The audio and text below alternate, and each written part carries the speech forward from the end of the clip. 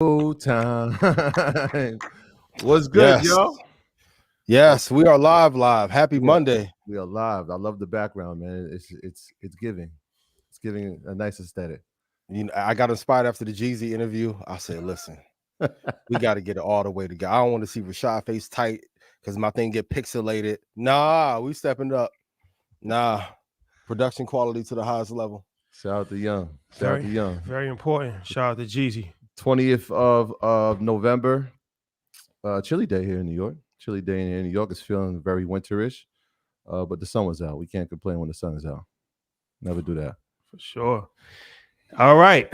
We got a lot to talk about today. You think? A lot going on in the world right now. Yeah. So first and foremost, hit the like button and share because this will be an eventful conversation. I'm sure. How do we sound? How does this sound? This is actually live. Yes. Edwin's in the chat. Edwin, what up? Shout out Edwin. Shout out He put out a whole post of things he's learned from Market Mondays, man. That was powerful. Shout out to you. Shout out to you. Appreciate you. Everybody be like Edwin. Be more like Edwin. Like, share, comment, execute, get the bag. And come celebrate with us. Let's get it. There will be no assets over liabilities episode this week. No. But Earn Your Leisure will be live tomorrow to 1 o'clock Eastern Standard Time. Rich Kleiman. Yes. Oh Rich, my God. If you don't know who Rich is, he's the business guy behind Kevin Durant's empire. He heads his family office. He's his financial advisor. He was his agent. He was an agent. He was a manager. Now he runs 35 Ventures, which is what's up? Xander, what up? What's going on? Now it's the official episode. For Hey, sure. it's real. For sure. Yeah, he runs the venture capital firm for KD. He runs all his business ventures. Then he invests in a variety of different companies. They own a couple different sports teams, professional lacrosse, pickleball. Yep. So yeah, he got a lot of stuff going on. So got a background in hip hop. We learned some new stuff. Used to work at Rock Nation. Yep. So did he? Okay. Yeah. So Rich Kleiman tomorrow, 1 o'clock Eastern Standard Time. That's gonna be a dope episode. Check that out. And we got a merch sale. Yeah. We got a merch sale, 50% off. I believe the code is Black Friday 50. So everything is 50% off, man. Make sure you go over there. Shout out to the merch team. Head over there now. Yeah, this is the breast cancer awareness hoodie right here with the ribbon on the sleeve. So it's a nice color. That's tough. Yeah, for sure. Salute to all of the breast cancer survivors out there. It's not giving a pink. It's giving like a sorbet color. It's nice, raspberry-ish. For sure. Fire. When the pajama line coming out for? I need some pajamas. I need some matching pajamas. You know what I'm saying? Bam. What are we doing? What are we doing? What are we doing? We gotta have that ready. Sorbet and turquoise or something before Christmas time for sure. All right. Ian, any announcements? Yes. Red Panda Stock Club call will be this Saturday at 7 p.m. Central. I appreciate you guys so much. Red Panda Black Friday sale will start tomorrow. Click the link in bio. You can go to joinredpanda.com. And we're gonna get to Nvidia, but if you invested starting this year, you should be up 330%. If you listen to Troy when we had the stock club call, hey, you should be up 500-600%. If I've made you money, please put yes in chat. I'm glad you brought that conversation up. I almost forgot about the conversation we had that. It was in January. I feel like forget about that. Yeah. I mean, so much has happened this year that we had that call talking about the outlook for Nvidia for the year prior to knowing the amount it would become throughout the year. Yeah, it's just like, look, it's at a price point right now that makes sense. I think it was trading at like $170, right? And we're just like, look, trust in Nvidia. We know what semiconductors are going to do. We believe in the company. Yeah, it had a pullback, but this is the exact time you should be investing. And we had some feedback. It all wasn't positive feedback either. It was like, why should we do this? This is expensive. It costs too much. And I think we both agreed, like, look, if this is going to cost you too much, then maybe you should find people that you can invest with. And now this is something that you guys can share. And so, like you said, that investment in January would be up at minimum 400%, if not more, probably 500, 600% at this point. With Nvidia hitting 504 today, an all-time high, which is incredible, and earnings tomorrow, which we'll get and set to maybe go higher, as we were talking about before. All estimates are saying between 510 to 550. So we shall see tomorrow when the earnings come out. 2 more announcements. 4 weeks until Leather Jacket Energy comes back. And United Masters event, December 9th. Yes. What time is the event? The event, I'm not sure the exact time, but yeah, thank you for reminding us. Art Basel, you know how we do it, Art Basel. Yes. You got Biggest the Basel activation sorbet on right now. every year. Free event. This is a free event. Art Basel, Miami, December 9th. I believe it's in the afternoon sometime, but go to our website and RSVP if you want to attend. It's free, but it's limited. And anybody that's ever been to the Art Basel situation, you know, that's a special vibe. We got one of the greatest of all time that's going to come out with us. We're going to have some surprises. So I gotta get there early. Okay. Yeah. This one gonna be crazy. Yeah. This one gonna be crazy. So you know, we got some legends coming. You know, just good energy, a lot of education, entertaining. It's gonna be very entertaining. And Miami, you know, we love Miami. So December 9th, get your tickets. RSVP. Hold on, this was absolutely free, right? Because I didn't see any blogs about the turkey giveaway. So this event is free, right? It's free. They ain't see us out there. It's free for sure. Shout out to all the good folks in Dykeman for the turkey giveaway. That was dope. And then don't forget to get your tickets for Ghana. Yes. If you're in Ghana, we will be having a show December 27th, Market Mondays World Tour. That's the last of the World Tour. And it's been a legendary ride. So meet us in Ghana, Accra, on December 27th. Get your tickets now. You can click the link in our website for under the events tab for Art Basel and for Ghana. Yes. Yeah. Talk about camaraderie. On the 9th after the JP Morgan event, it will be from 10 a.m. to 1, not to cross over with the event that they're having. So come talk, a little bit of investing talk, then come vibe. I don't know. They ain't even told me who they bring. Oh, is it your events in Miami? Oh yeah. Okay. Oh, we gonna go crazy. Yeah, that's perfect. That's perfect timing because what's up? Ours will probably be starting around the time that yours ends. So, that's dope. I didn't even know that y'all was doing that in Miami. So back to back. Okay, back to back. Yeah. What we doing? It's gonna be a whole MIA. Oh, MIA gonna be on fire. I can't wait. Another takeover. MIA gonna be crazy. It's gonna be a vibe. All right. Good time. All right, folks. Well, you know how this works, man. This is a disclaimer. Do your own research. Our content is intended to be used and must be used for informational purposes only. It's very important to do your own analysis before making any investment based on your own personal circumstances. You should take independent financial advice from a professional in connection with or independently research and verify any information that you find on our show and what you rely upon, whether for the purpose of making an investment decision or otherwise. This is a message brought to you by the brothers at Earn Your Leisure. Yes. And the good brother Ian Dunlap, the master investor himself. Two Stock Shakur shall return. I'm hearing. I heard two Stock Shakur. He's coming back. So yeah, do the research, share the research. When it's good research, give the credit to the people you heard it from. Love is love. So we got a lot to talk about, but let's let the beat build on it first. Let's start with what's the hardest part of investing? In your opinion, what's the hardest part about investing? You're a great executive producer because you gotta let the beat build. We gotta let the beat. We gotta let some more people get in here. Share, hit the like button. Yes, and share. Share with 5 people. Share with your baby daddy, baby mama, your auntie, uncles. We're gonna have a time tonight.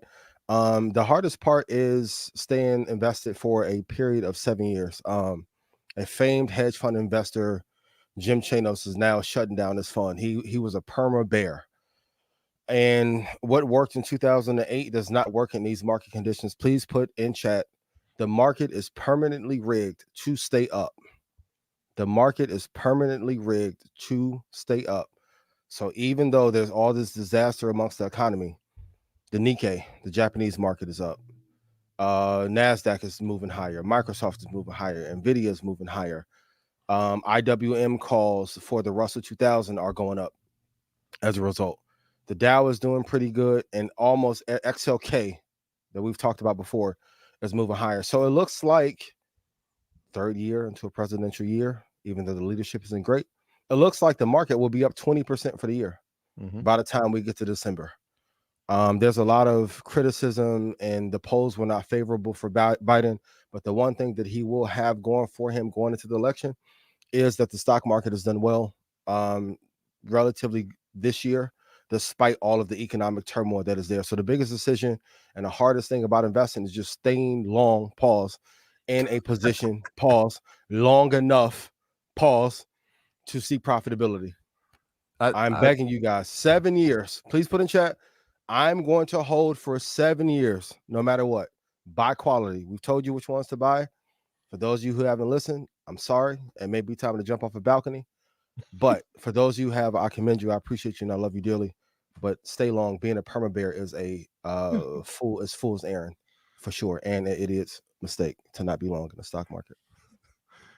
By no means are we telling you to jump off of anything. Yes, but theoretically. I think theoretically, I think you're right. If the one word I could say, which that is the toughest thing to do, is to be patient. You got to be built for this, right? So when we saw the excitement of people having gains in 2020, we saw that continue into 2021, and then those same people we didn't hear from in 2022, and that's part of this roller coaster ride. That's the market, but in the end, like you said, it is pinned to always appreciate over time. It's just that when it goes down, like we saw it go down in 2022, it hurts.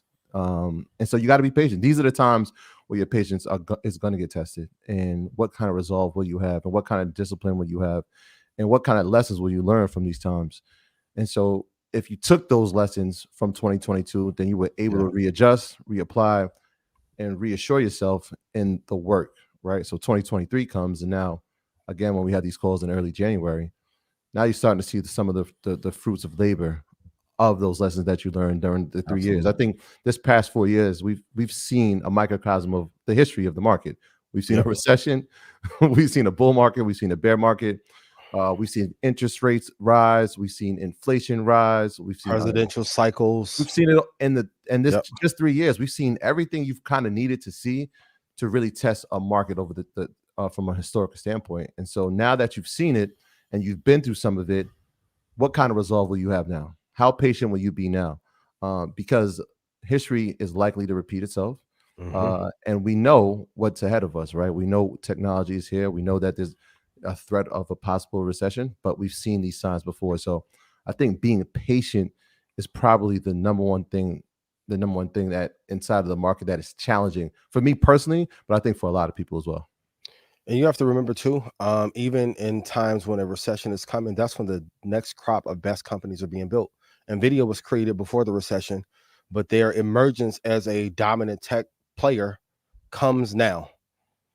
Like we need to go back to building real companies, and there are the infrastructure of the internet. Like they have the most powerful chip for development. Like we were talking about it before we went live. They're the engine of all these companies right now. So there's always that analogy of you can either try and dig for gold or sell the picks and shovels. They are the digital pick and shovel. And for the foreseeable future, I don't see them having a great competitor. Yeah. Like TSM may be the only true competitor, but because of the geopolitical threat, no one wants to deploy capital there yet. And we need more American companies that are dominant. We are seeing the emergence of a new tech player. And of course, if the earnings do well tomorrow, which they should, the stock could pop to, you were talking 550. But if you have to deploy money into a growth stock, who's better than Nvidia right now? Like I keep saying, for this year, it opened up at 148.51. And so 504 right now. That's 339% from long-term investing only. Y'all don't even include the option. Stay plugged in, stayed out. I can't believe next year's gonna be 4 years. My God, where's the time going? Where's the time going? So okay, so let's get this bad boy up to 5,000. Yes, before please. we start talking about what everybody wants to hear. Let's get this bad boy up to 5,000. Hit the like button and share. In the meantime, what are some of the biggest mistakes that traders have made in 2023?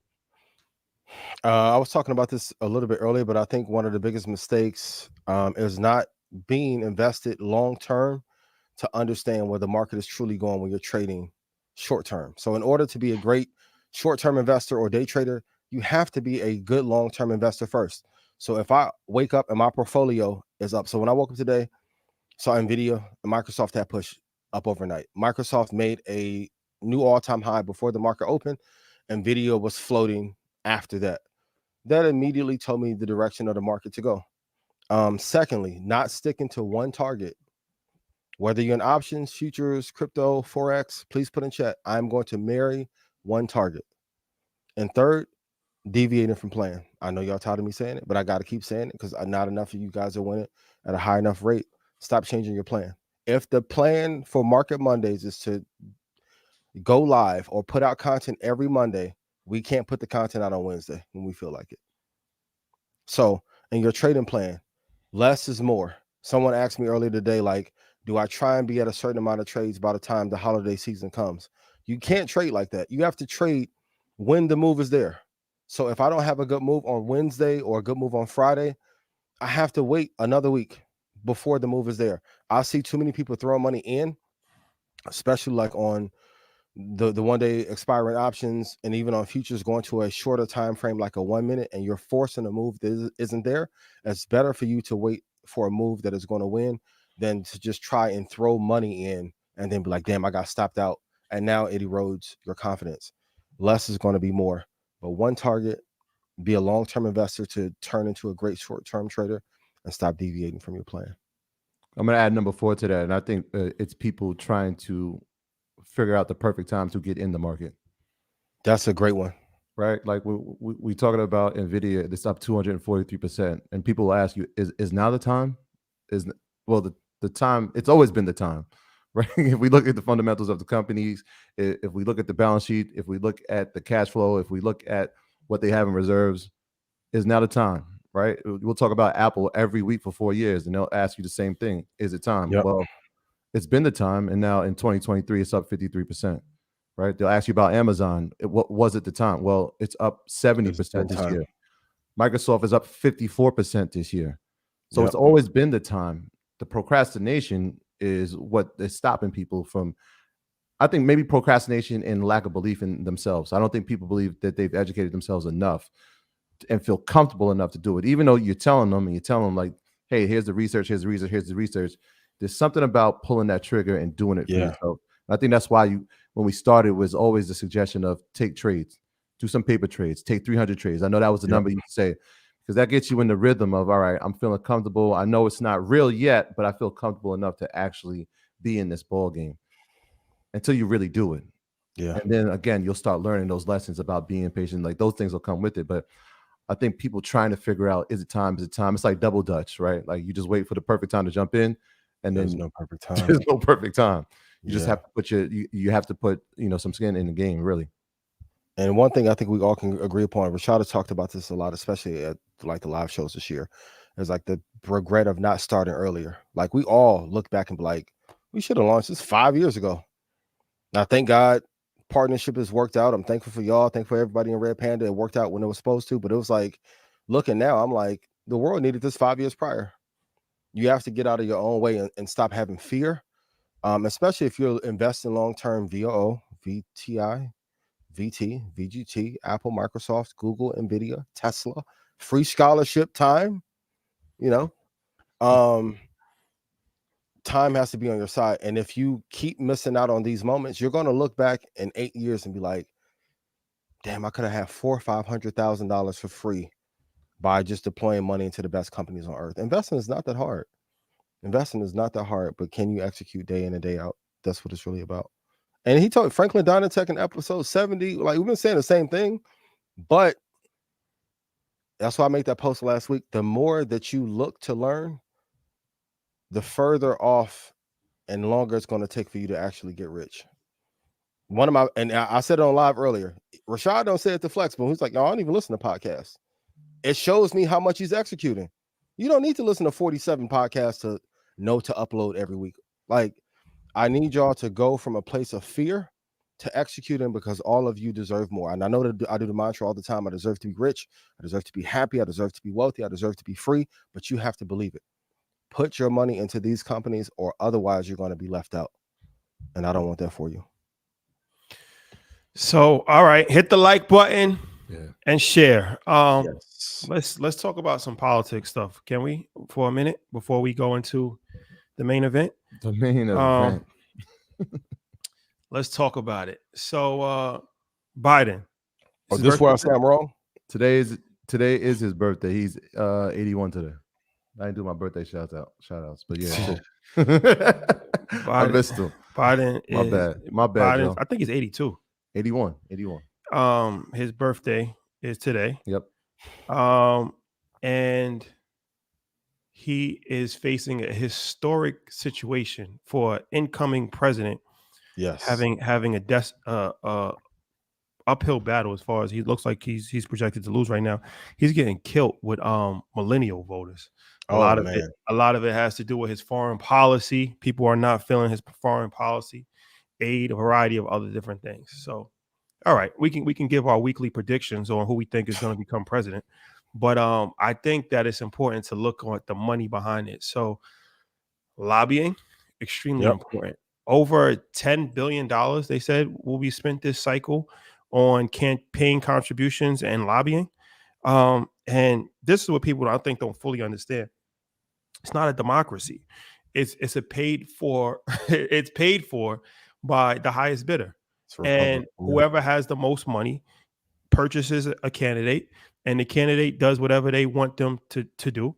And if they go against what they want them to do, then they fund their opposition's campaign, or they create a smear campaign, and they get them out of there. And this happens in local politics, state level politics, national politics, and the president. There's no different. But it's interesting. Who do you think is the number one lobbying group in politics last year, 2022?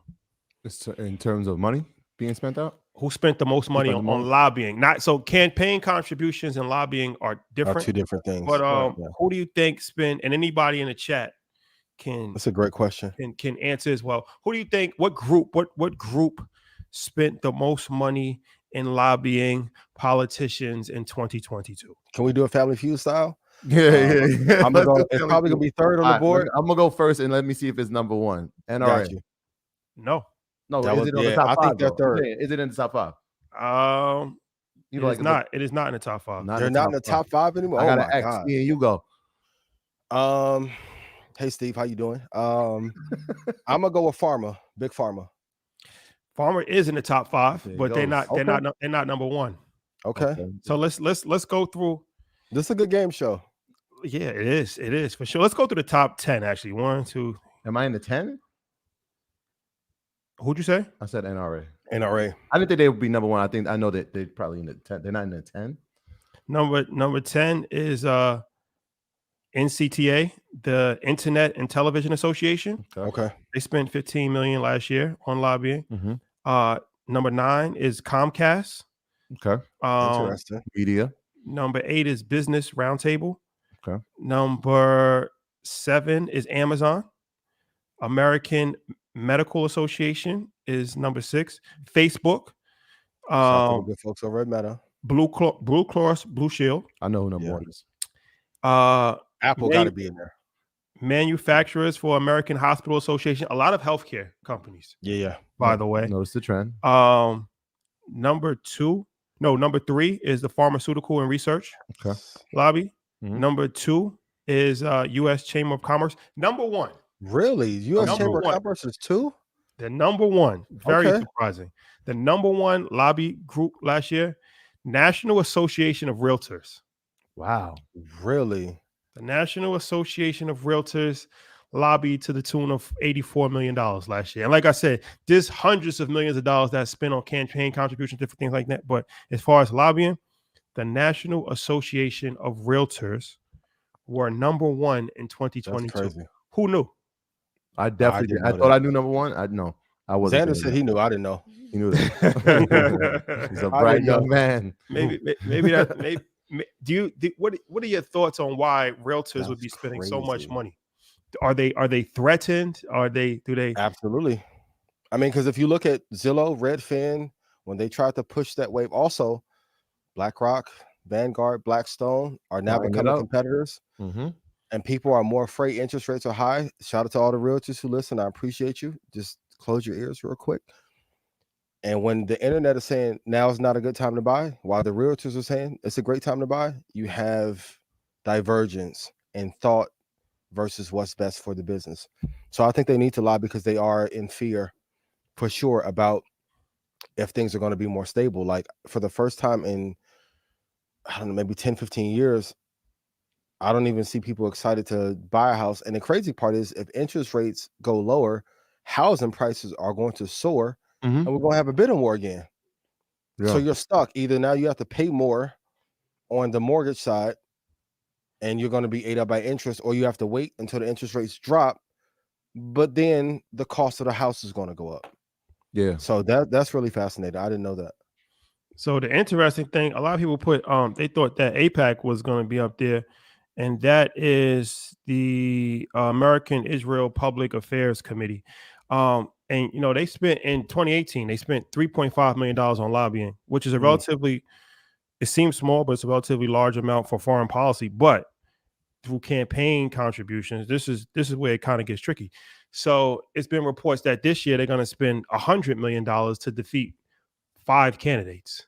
So they're spending $100 million this year on 5 candidates. I think they call them the Jamal Bowman's part of that crew. The crew. Yeah. What's the name of it? Can we research that? Research department. Gotcha. These are extremely. They're more liberal. This is a very liberal crew in the Democratic Party. They've taken a pro-Palestinian stance. So they're spending a war chest of almost, allegedly, that's what they've been reporting, of $100 million. So it's interesting to see how different groups fund different political agendas, different political parties, different candidates. And we even, Wall Street, last presidential cycle spent $2.9 billion on lobbying and campaign contributions, 47% of Wall Street's money. Who do you think Wall Street spent the most money on? Another crowd engagement. If Wall Street spent almost $3 billion for the last presidential cycle, who would you assume got the lion's share of their spending? I think this is with Trump. I think that they spent it evenly. The Squad is the name of that Squad, that Democratic. Squad, I was waiting for you. I had it for you. You said that you said you going with Trump, Ian? Yes, that's what I'm gonna go for. Survey says if they said 3.5, if they said 3 billion, I think 1.5 and 1.5. They have interest on both sides. Close. They spent 47% with Republicans and 53% with Democrats. The number one person that got the most money was Joe Biden with $74 million. I was close. I can divide. That's one every 2. Blue. So that's interesting because a lot of people, you know, they just automatically assume that Wall Street is always going to be in favor of the Republicans. Like you said, they split their bets. Any intelligent political lobby party always splits their bets. You have to split their you have to split your bets. That's how you really lobby efficiently. You give money to Republicans and you give money to Democrats. Gotta hedge it. That's what you have to do. But Wall Street, I didn't learn this until I started working in finance. Wall Street usually favors Democrats. That's true. And the stock market has done better under Democratic leadership too. So that makes sense. Boom with Clinton, boom with Obama. Rest in peace to Jimmy Carter's wife. God rest her soul. Rest in peace. But yeah, normally under a Democratic regime, things do float a little bit better for the stock market. Yeah. Somebody said, when do you work in finance? That's crazy. Rashad. No, this is the first time viewers. Shout out to everybody who's the first time viewers. Yeah. This is how you used to feel in 2020 when I used to go crazy. Like what?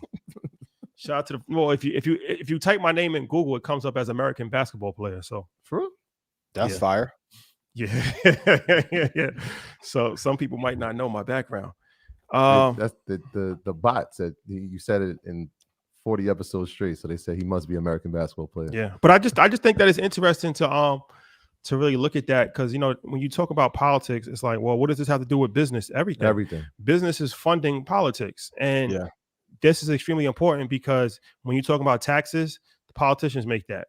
When you're talking about government regulation, when you're talking about everything that has to flow through business for business to actually be able to run is governed by government. So it would make sense that business would have a strong interest in politics and vice versa. Okay. And it would also make sense that every single interest group would have a strong interest in politics. So I say that to say this is something that Black people have to start to fully understand, right? Yeah. This is,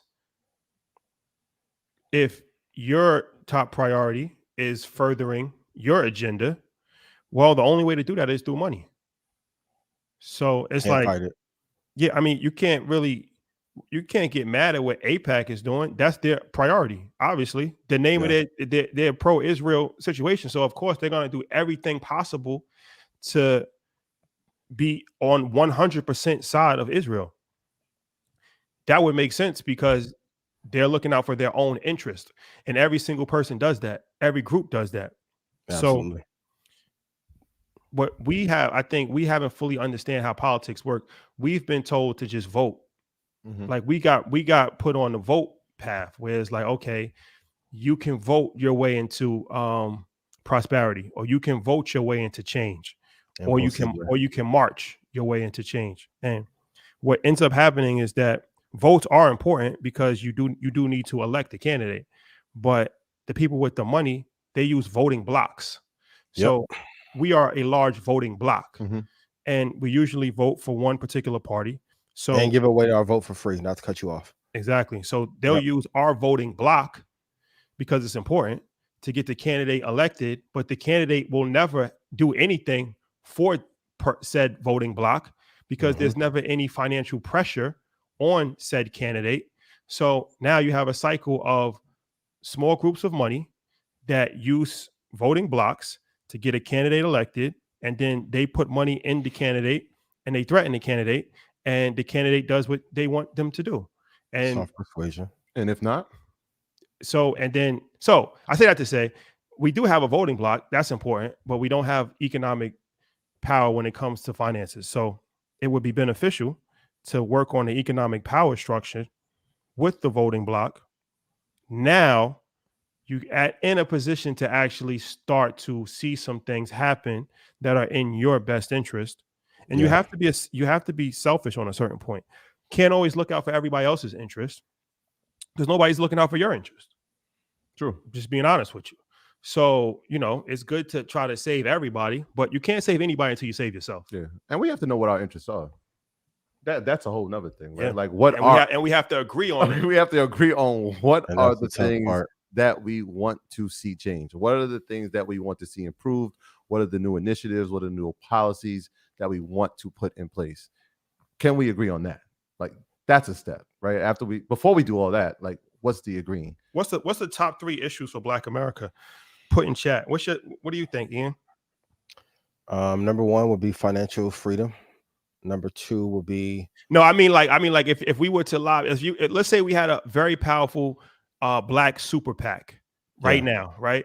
And we were pushing agendas and we wanted 3 votable items. For this election. What would be those top 3 votable items? RFK told us reparations are off the table. Not gonna happen. not gonna happen. And they were so mad at that. I'm like, do you want the truth or no?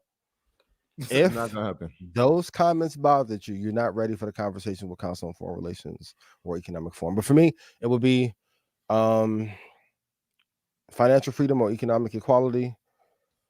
But how do you get economic? That's what I'm saying. Like, how do you do that? How do you get to what bill would be passed? All right, so let me get my 3 would be reparations, criminal justice reform. Yep, I like that one on a variety of different levels. Yep. And the last one would probably be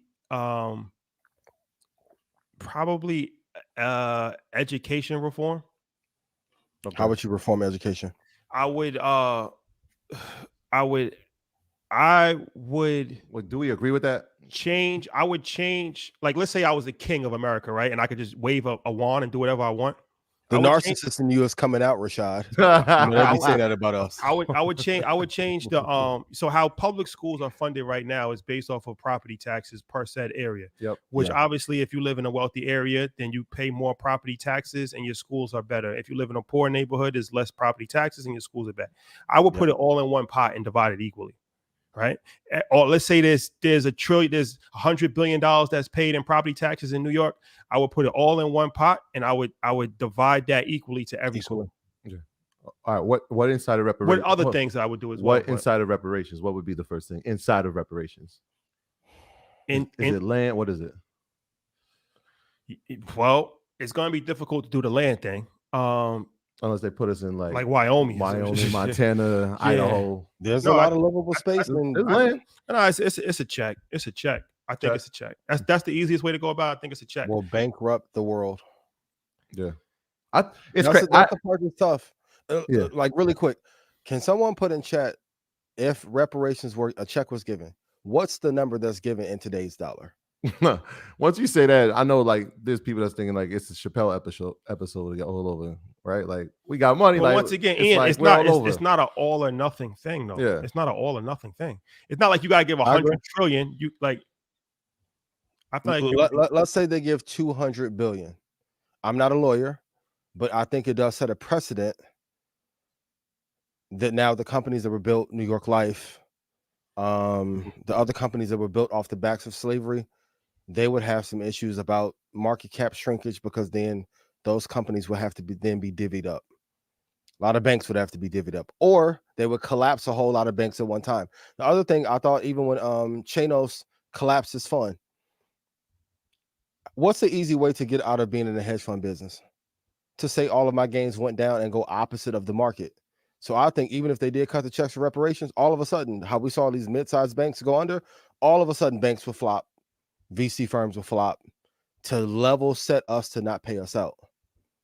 And that's why, if nothing else, I respect the RFK so much for saying, essentially, it's illegal to give reparations. I agree with your point about being all or nothing, but it's a bad precedent to be set. I keep saying, a upper respiratory infection in 2020 sent to us by Lina dropped our GDP 20%. They get to cutting us checks. It's gonna be tough.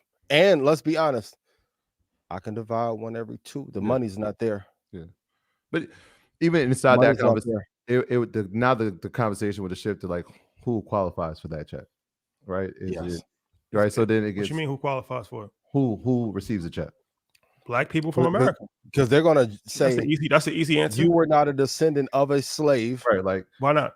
No, I'm not saying that. I'm saying there are people who might say like, are you a descendant of a slave, right? So like, if I trace my ancestry back, it might go to Jamaica via England. Yeah, but that's not you. That's what I'm saying. Who? Your parents are immigrants, so you would be disqualified. Thank you. I'm not sure about Ian. I'm not sure about Ian's background.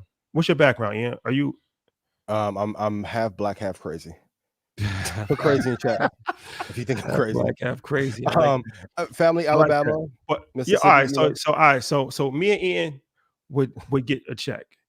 You got to clip this up. You got to take Ian and Rashad plan to take over.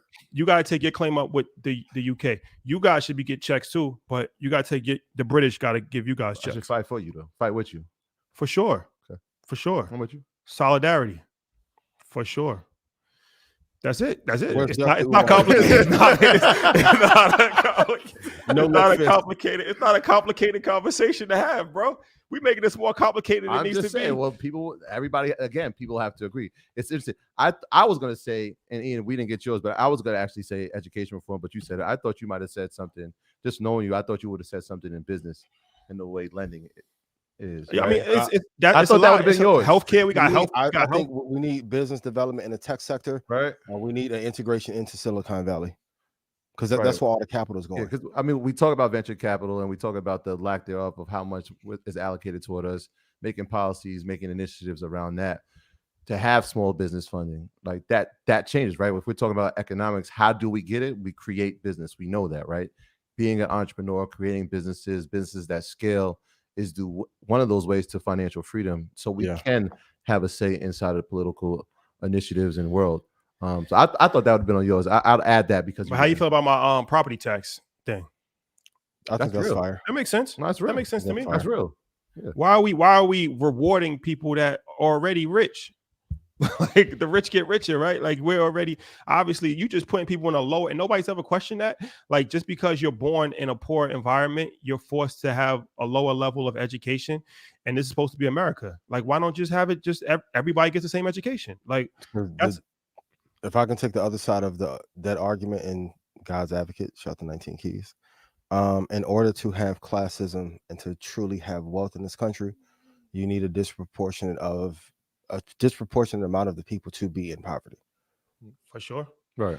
It's the that's just the hard truth. The unfortunate side of the reality. It's the caste system. Right. Shout out to YouTube. We hit 5,000 people. And shout out to all the Jamaican massive.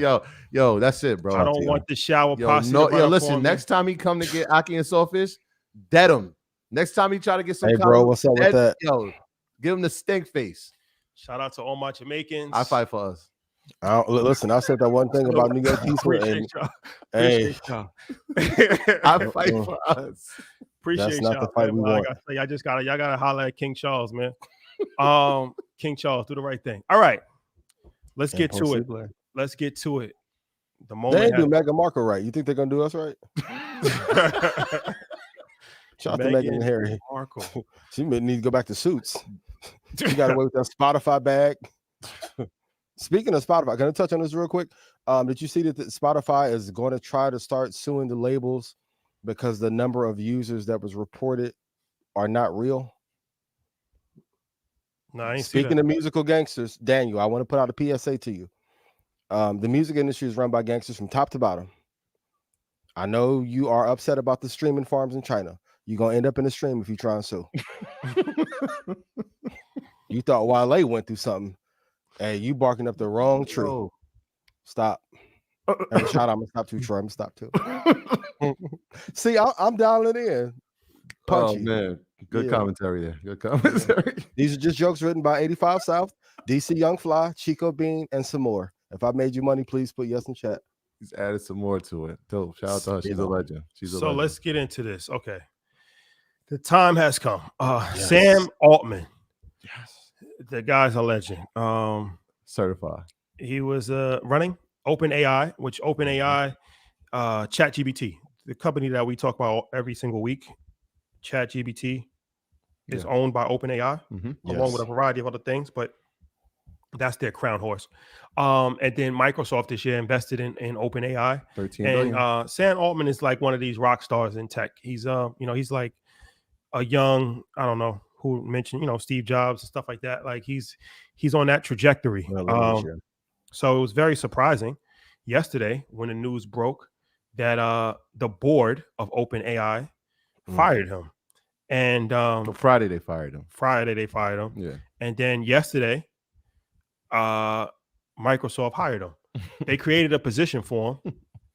And today it's been reported that 700 of 750 employees for OpenAI threatened the company that if the board doesn't resign for firing him, that they're all going to leave and go to Microsoft. And as a result, Microsoft stock hit an all-time high today.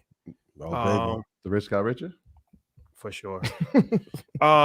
So yeah, it's a lot going on right now. Yeah. So Ian, what's going on with this? Yeah, I'll go back and forth with you. Mike, put the dual screen up. Yeah, let's do dual screen. It's really layered. Number one, we have to go back to the beginning. Elon was a partner in OpenAI, and I say this all the time.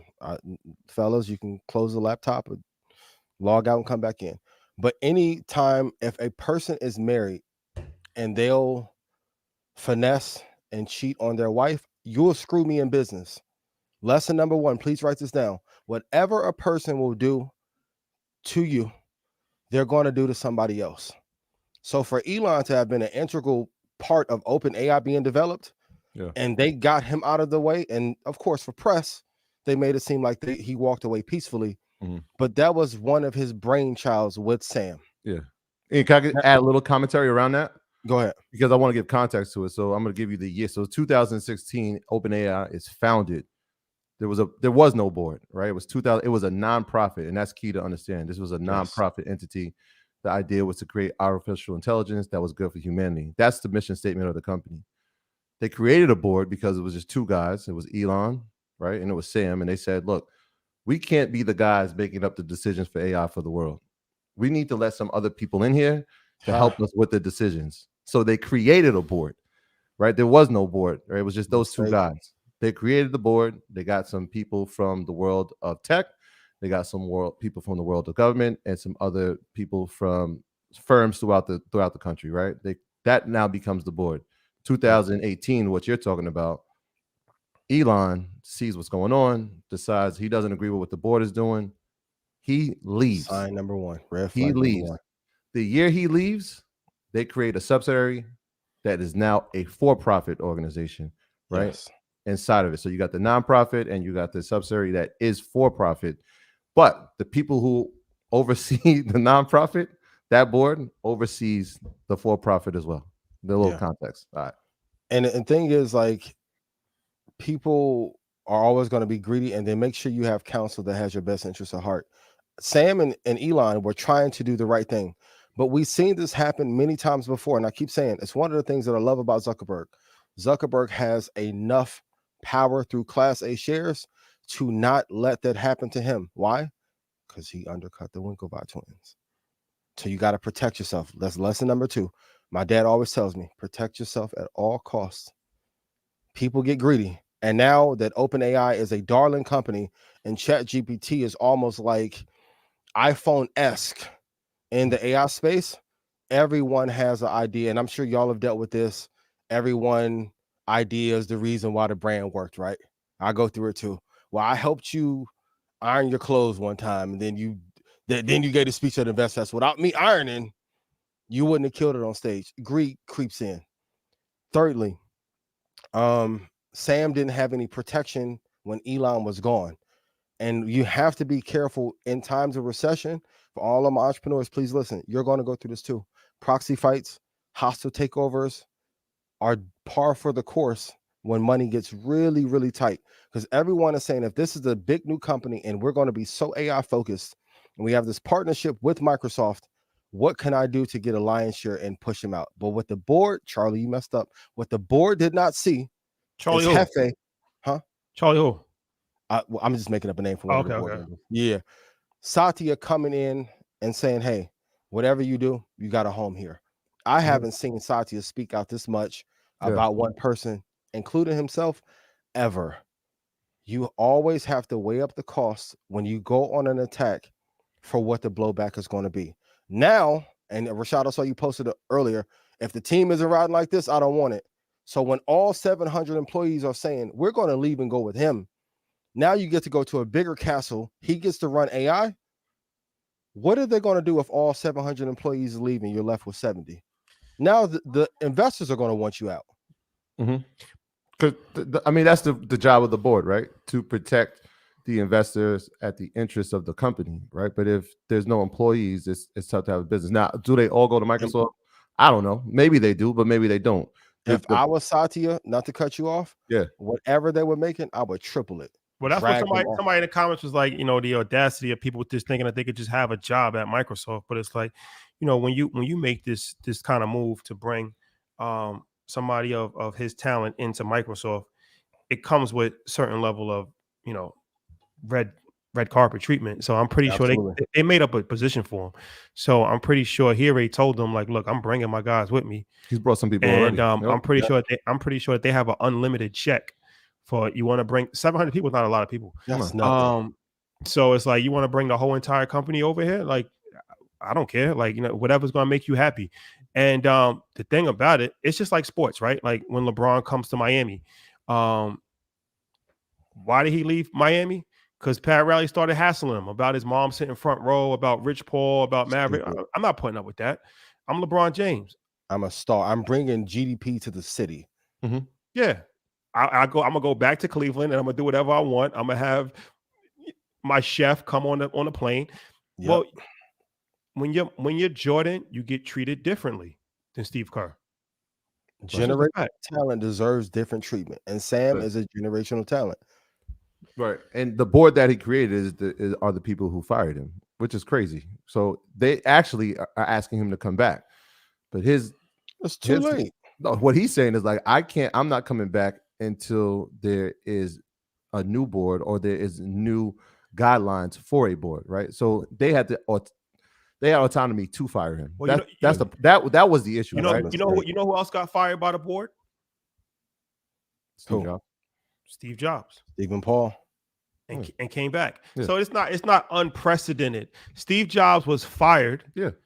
Fired by Apple. That's when he started Pixar. His own company. Yep. He left Apple. He got fired by Apple, started Pixar, made that amazing, and then came back to Apple. So the board, I think it's a lot of times too where I don't know the situation, how this plays out, but if you look at, remember when I said Elon was a lot like Kanye West? Yeah. Doesn't seem so crazy now. We'll talk about that later on. Yeah. But when you're dealing with a star player or a star talent, it's hard to manage that type of person. They do what they want. They're a little aloof. They might not fully check in. They're not good with following orders or, and for board people, they don't like that a lot of times. They want somebody that, they can control, somebody that is more in line. Yeah. That was one of the issues. They were like, he didn't report enough to us. Right, it happens all the time. Yeah, there was issues. Right, they got the $13 billion investment from Microsoft, and there was rumors for what percentage of equity? 49%. Close to that political number. Go ahead. 49, right? So they got the 49%, and there was some talks of saying we needed additional funds because we can see that this AI race is going to run rampant, and we can lead it, but we're going to need additional funds. Justine just said, I promise you there are 17 people minimum in every state who are as talented as LeBron. And as for you saying that, you're getting blocked. You're getting blocked. You're getting blocked. As talented as him in acting? You're getting blocked. The shot? You're getting blocked. Wait, what? You'll never be able to speak ever again on Earn Your Leisure's platform. Be mindful. Yes, but that part is interesting, right? So now you have the guy who was the founder of the company that got the $13 billion investment, now has been hired by the company that invested it. So what does this say for OpenAI? Is this a dismantling of the company, or does the board act and say, all right, here comes our new CEO, and we need to hire more employees if all these people leave? Like, what is the fate of OpenAI? They need to come with the baby. I'm sorry, but it's too late. Ladies, like, you ever had a dude that you really loved and then he act right, and then you got rid of him and all of a sudden he won't act right? I know that's right. It's over with. It's over with. Listen, there's nothing. And here, this goes back to my Belichick versus Brady commentary. Brady was the system. I'm going to say it again. Belichick needs to be his last year in Foxborough. Too often, ego and board, even with the board is there to protect the investors. But if you lose your CEO who masterminded this thing with Elon, what do you really have? Nothing. There's not many people who can run that business. Right. Part of the problem is that if Microsoft is a 49% investor in your company, you at least would give them due diligence to let them know you're going to fire the CEO. Right? They're not going to find out when the rest of the world finds out, which is what happened, right? When we heard Nadella talk, he's saying, like, I found out when the world found out. How does a 49% stakeholder who's invested $13 billion into the company not know that you're about to fire the CEO of it? So let's talk about, all right, so as far as the stock, right? Yeah. Microsoft? Well, both. Okay. Because OpenAI was rumored to potentially go public next year. Yeah. So this drastically impact, and that was a highly anticipated IPO. This changes that dynamic drastically. I'd say potentially. Microsoft is almost 50% owner of OpenAI, so it's still in their best interest to make sure that OpenAI does well. Right. But Microsoft's stock is soaring right now. On fire. There's going to be a lot of enthusiasm around Microsoft now because now he's part of the team. This is like getting a star player. Yeah. This is like, you know what I mean? Tupac went to death row with better leadership. You know what it feels like? If we're relating it to sports, it's like he's now going to the team that doesn't have a salary cap. Yeah. Right? It's like Giannis. It's like, like somebody just picked up Giannis, right? It's like you're already winning, right? Like let's say who's the team? Golden State. You're already a perennial Or superstar Denver. team, Yeah. and you have 5 rings already, and you just got Giannis. Yeah, Tough. no cap. Right? I don't know if OpenAI will go public soon. I think they have a lot of things to get in order. Now, the governance part of, are you building too fast? Because I know they wanted to like allow people Right. to make their own personal chat bots. Right. That can be a security threat at some point. If they get that underway and they get that secure, I think we're going to usher in a new era. I think the old social media FANG era is over. We're entering the AI era and healthcare era. They have some things to fix, but Microsoft is going to be the biggest benefactor. And I wouldn't be surprised if they put in more capital to get 55% ownership of OpenAI. Yeah, I can see that happening. And the interesting part is that, if you do the history of it, like the product itself, the GPT product was a Google product, right? Yeah. They didn't know what to do with it, which is why Sam came in, because he's a products guy. And so you get a chat GPT, the product. And so now, if you think about Microsoft's existing products, Azure being obviously the number one thing that they'll probably come in because it's cloud-based, what does he now add on the product side? You're talking about an all-star player in the world of AI. He has an unlimited chest, right? And now he's bringing in his best talent with him to now go on this journey. This is why you see Microsoft hit an all-time high today, and I would be surprised if because when the CEO, when the CEO of Microsoft spoke today, he said, "Look, we were already in relationship with Sam. We felt great about him Friday. We felt even better about him today. We're not. He's coming to Microsoft. This is the plan. And so now, if he has an open chest and an unlimited support, I mean, this is a company, and I know it's one of the top 2 you always speak about, but they're going to be here for a long time. This was Satya said, irrespective of where Sam is, he's working with Microsoft. That sounds like welcome to death row.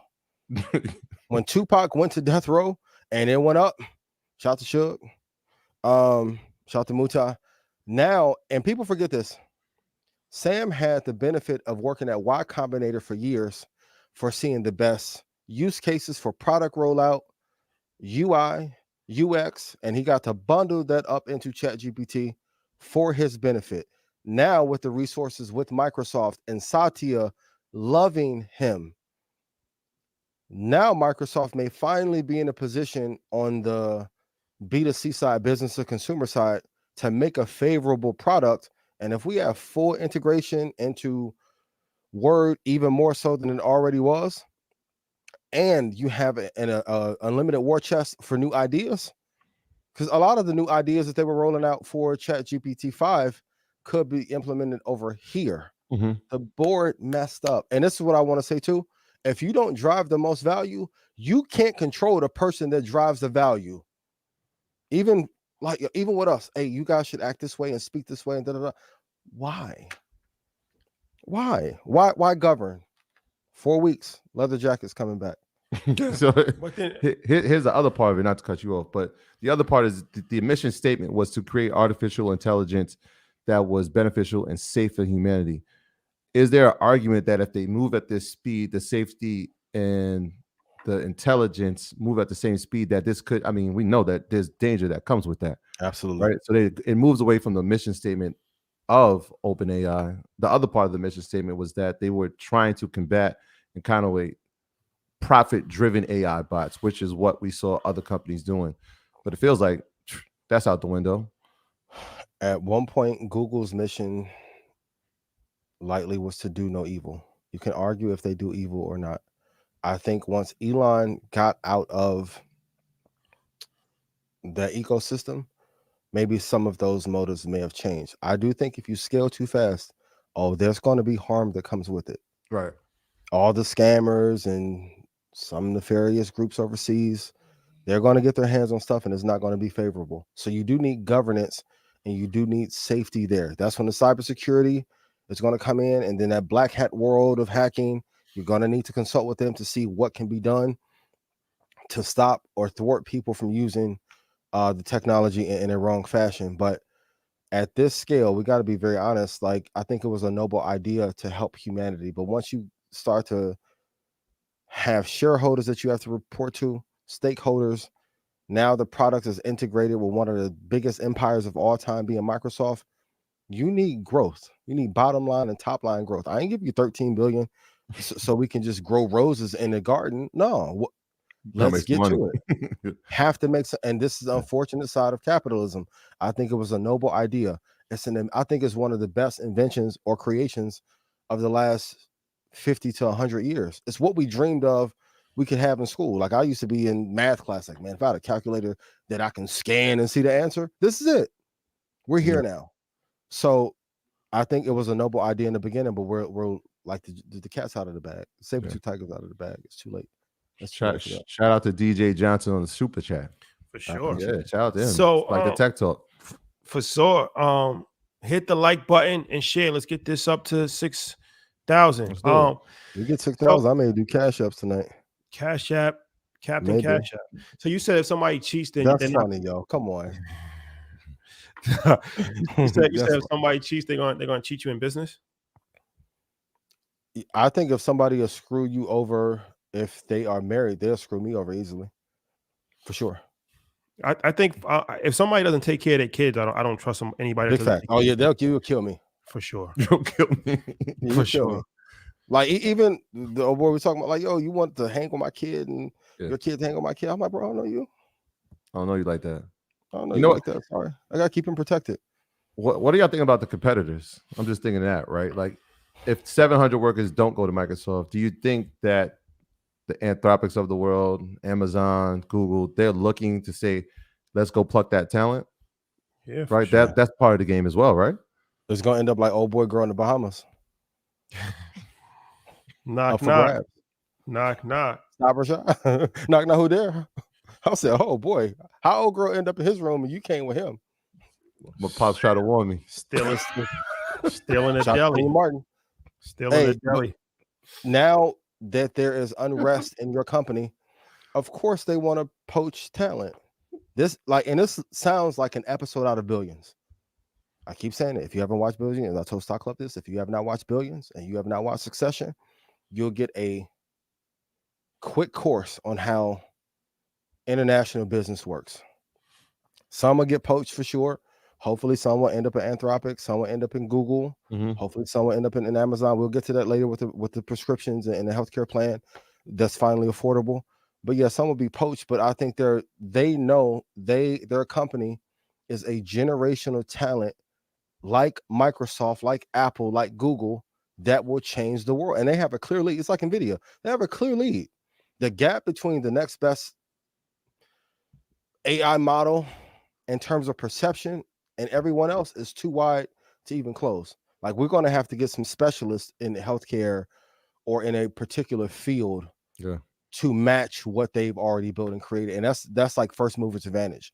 Like, if you get to a space and claim it first and you are the preeminent thought there, like mind share, ChatGPT probably has 70% mind share. That's a hard thing to uncover. Even if Bard is better, that's hard. So some of them could get poached, but if I was a board member of OpenAI right now, I'll put the pipe bomb under my own car. You messed up bad. Just go. Pipe bomb. The pipe bomb reference has been made. Yes, there it is. These are just jokes. Written by Sam Rothstein. Sam Rothstein survived.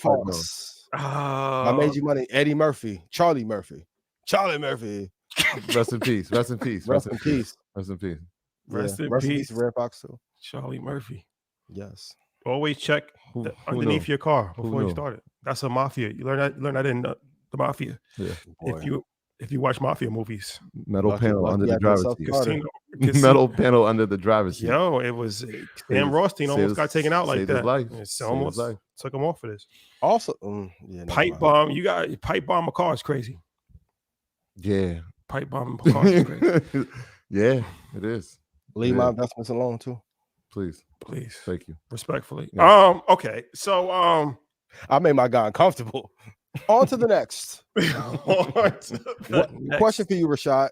If you ran for president and you offered healthcare for $9 a month, do you think you could become president of the United States? Yes, I think I might be able to do that. Got a So chance. what do we think this impact will have on Amazon? Since Well, I they're, want to talk about Amazon, but before that, let's stay on Okay. this tech thing one last time, because Microsoft wasn't the only stock that was up today. Okay.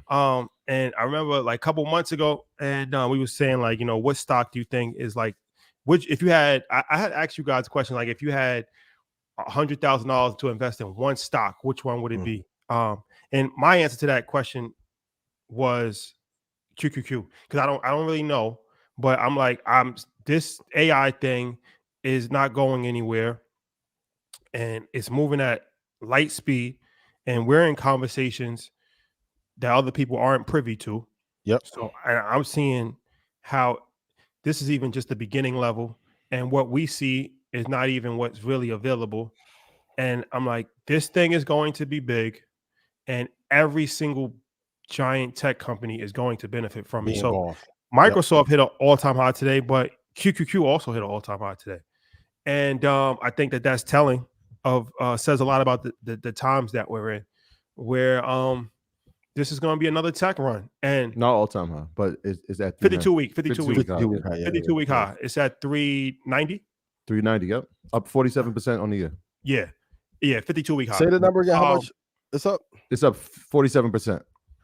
So when should we get in? Pause. So this is one of these things where I'll get some numbers. XLK, QQQ, all of these tech indices and all of the major tech stocks, they're going to run. Now, not to say that they're not going to have a pullback if we hit a recession, obviously, but I'm not talking about just for the next 12 months or 18. The next 10 years, we're going to see a major tech bull market. Absolutely. Over the next 10 years, because if you think about it, what else is there? There's only technology companies. And every company is turning into a technology company. Every company has a technology component.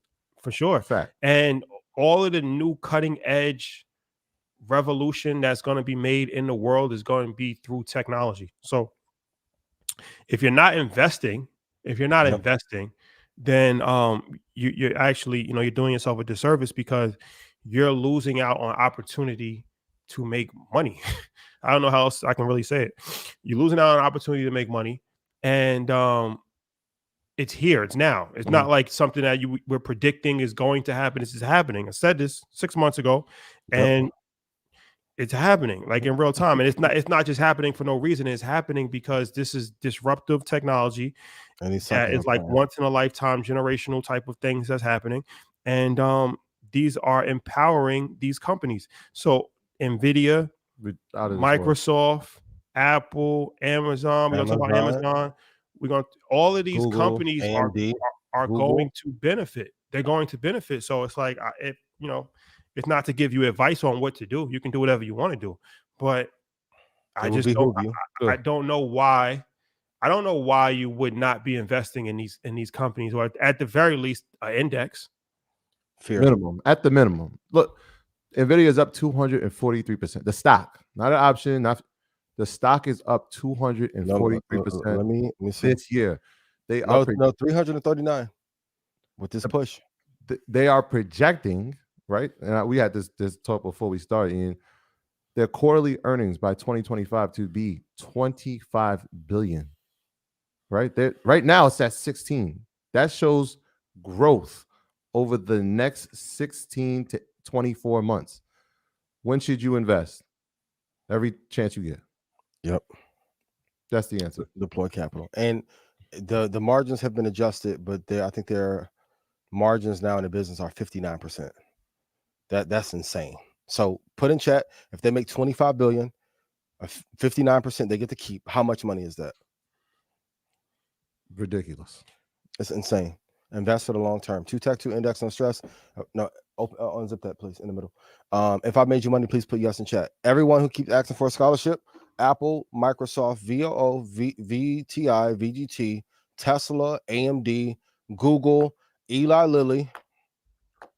What else do y'all want? I got to do the swipe up. Yum, yum, yum. What else I got to do? I got to flip. I got Queen's Flip to come on here to set himself on fire. What else we got to do? Shout out Flip. Joe, I love you. I'm gonna be out there soon. I ain't like your little commentary though. What'd he say? About Melissa trading sides. It was my sister's birthday. He was with the EYL boys. Oh, he said that. I therefore looked out for Nicole. We're all friends. Why can't we all just be friends? We don't want no pod wars. Come on, Corey. Come on. Right. Shout out to the super chats. Yo, shout out to Dennis. Ian, check this out. So when we talk about long-term investing, I'm looking at this chart right now, right? We're talking about 252 year to date. 5 years, Nvidia is up 1,300%. Come on, man. 1,300%, not dollars. What are we talking about? But when we was talking to Mike Novogratz, that was a great episode that we did with him for Earn Your Leisure, and he was saying that when he was talking to the tech guys, I mean, he gave you the blueprint. That's what I'm saying. Like, that's why you can make all these stupid reaction videos and talk about my my outfit if you choose. What's been the return on that? It's not. No, there's no return. And you can, you know, do a variety of commentary about commentary. You could do a variety of unproductive things. But I mean, it's in the text. It's like it's in the text. It's like reading a book, right? Like the answers are, it's an open book test, bro. We did this episode before InvestFest. We dropped it the week before InvestFest, and that's what he said. He said he's a billionaire, by the way. Say it again. He's a billionaire, and he said that his guys told him that Microsoft and Nvidia are the companies to invest in. And you're like, well, what other companies are there? Listen, how crazy. Those are the ones. He's a billionaire. He's letting you in on a conversation that he had. This is 6 months ago. Yes. He said his guys told him Microsoft and Nvidia. And you wanna argue. Rashad of Earn Your Leisure. Nah, he said Lucid Motors, man. And listen, when he came on Market Mondays, that's when, like, Mike, it's your fault that I got gassed up when I called a Bitcoin at 20, and he was like, I'm surprised at the analysis. This is what a hedge funds are looking to buy. My mom called me, was like, I knew you had it then. Listen, Mike is also white. He's sharing with the culture for free. These inside conversations that are normally not shared. He's being gracious with his time. Like, yo, what else do we want? What else do we please listen? What else do you want? What else do you want, bro? They want us to fight, Rashad. Can we like what else do you want, man? Why y'all getting along so well now? You didn't change. No, let's jack it back forward. But Suge Shotty coming with me. Oh, we about to have a time. And if I get Troy on Demon Time, T-Roy. No. I'm just trying to help the people at any cost, man. Last week I gave him a stock. You know, that went up $30. That was just like. Can we review that? I mean, the HubSpot call. HubSpot. Yeah, it went up 7% in 5 days. So that's from last Monday's Market Mondays, right? So if we're in the options game, the percentage is up at least 30 to 40%. But that was just something we had talked about at Market Mondays live in Chicago. Shared it with the world. It was at 400 then. It's trading at 475 now. These are just like, I know everybody's like, I don't have enough money to invest in the top 7. Well, here's one that you might have an opportunity to do, right? Or there's a few of them, right? But there's research that goes into that, right? I said I didn't make that move until I did 4 months of research on it before I even decided, all right, I'm going to do this. But yeah, I don't know what else. We're just going to keep pushing though. Yeah, shout out to Craig G. He said Palantir. We're going to talk about Palantir in a little bit. Don't worry. I got you. Craig G. Rashad, what's on your mind? I see you rocking back and forth. Come on. Nah, I'm good, man. Hey, Rich, real quick, Rich. Ian, you see this comment right here? Rich said Nvidia is too expensive. This is the same comment that go ahead. At this current price, it is, but you still need to have it on your watch list to buy in. But this is the same conversation that was had on the call. And in January, when it was $171. And also, there was a reaction video. You never buy all-time highs. That's a fact. Don't do that. But there was a reaction video a few months ago that said, like, why would you tell people to buy Microsoft at this point in time? It's a very irresponsible thing to do. Oh, I didn't see that one. Microsoft. I believe Microsoft at the time was like 310, and it was like it's very irresponsible to tell people to buy Microsoft. It dropped to like 290, and it was like, see, I told you these guys don't know what they're talking about. Well, no. I don't know why your advisors ain't forewarn you. Please, not Jay. Never trust a broke man. That's a valuable lesson. How you gonna give me advice? Can you give me advice? You haven't done it. That's the old head on the block. I'm gonna listen to you. You still here? I don't care what you did in 1992, Kane. Listen, and there's nothing wrong with being broke, because I was broke several times, like really bad broke. But I wasn't trying to give advice to people when I was broke either. Yeah, I was trying to just fix my life. I was trying to fix my life. Ayala? I wasn't criticizing. No, I wasn't trying to criticize somebody and try to, do all kinds of spins and propaganda campaigns. I was literally just trying to fix my life. Broke financial. And Spirit was if you look at the history of American capitalism and the publicly traded equity markets, Microsoft, with the exception of the Ballmer years, kudos to Steve Ballmer. I think he's doing a great job at the organization he's at now. Whew. That was the only time Microsoft was down, but that was like that 10-year stretch when they were down. That was a great time to accumulate a whole bunch of shares. That's why leadership matters so much. I know. And I also think too, they want us investing in the market less, because this free show has helped a lot of people get rich. If I made you money, please put yes in chat. But you have to invest in the best companies. Yes, there are companies that are cheaper. Are they going to give you the same return though? The name of the game is return on investment. And if you're not investing in the best companies, inflation is going to go higher. I'm going to ask everyone in chat, as let's say from your 20s to 30s, did things get pricier or cheaper overall? Cost of food is going up. Cost of cars is going up. Amazon pretty soon going to let you be able to buy a Hyundai. You know what's so crazy? I was listening. I was listening to Jay. I was listening to Jay, because shout out to Jabril. We gotta connect with Louis XIII. So we do these Louis XIII tastings globally. And so I was asking, like, how much is a shot of Louis XIII? And he was like, right now it's around like $450. I think it might even be a little higher. And I was like, damn, that's crazy, because I remember when Young Jock was like $250 a piece, one for you, one for me, Louis XIII. But what I didn't even realize, I was listening to Old J Volume 1. And he was like, $150 a shot. Louis XIII, $150 a shot, Louis XIII. So Jay-Z, Rockefeller, know the name. Jay in 97, Jay said $150 a shot. Yeah. 10 years later, Young Jock was talking about it was $250 a shot. Now it's $500 a shot. That, my friends, is inflation. It's the same. It's the same liquor. It hasn't changed. The liquor has not changed. It went from 150 to 250 to 500. That is inflation. When I heard that, I'm like, damn, that's inflation. Like, Jay, I never even realized Jay said that. For real? Yes. I wasn't that's city's mine. Yeah, he was like $150 a shot, Louis XIII. I'm like, every morning I was there. That's crazy. So it's only going to go up. Everything in life goes up. Everything in life goes up. Yeah. Everything. Hey, and speaking of going up, Microsoft all-time return, 377,000% return. Yeah, you brought up Ballmer, which is interesting. There's he started out as Bill Gates' intern.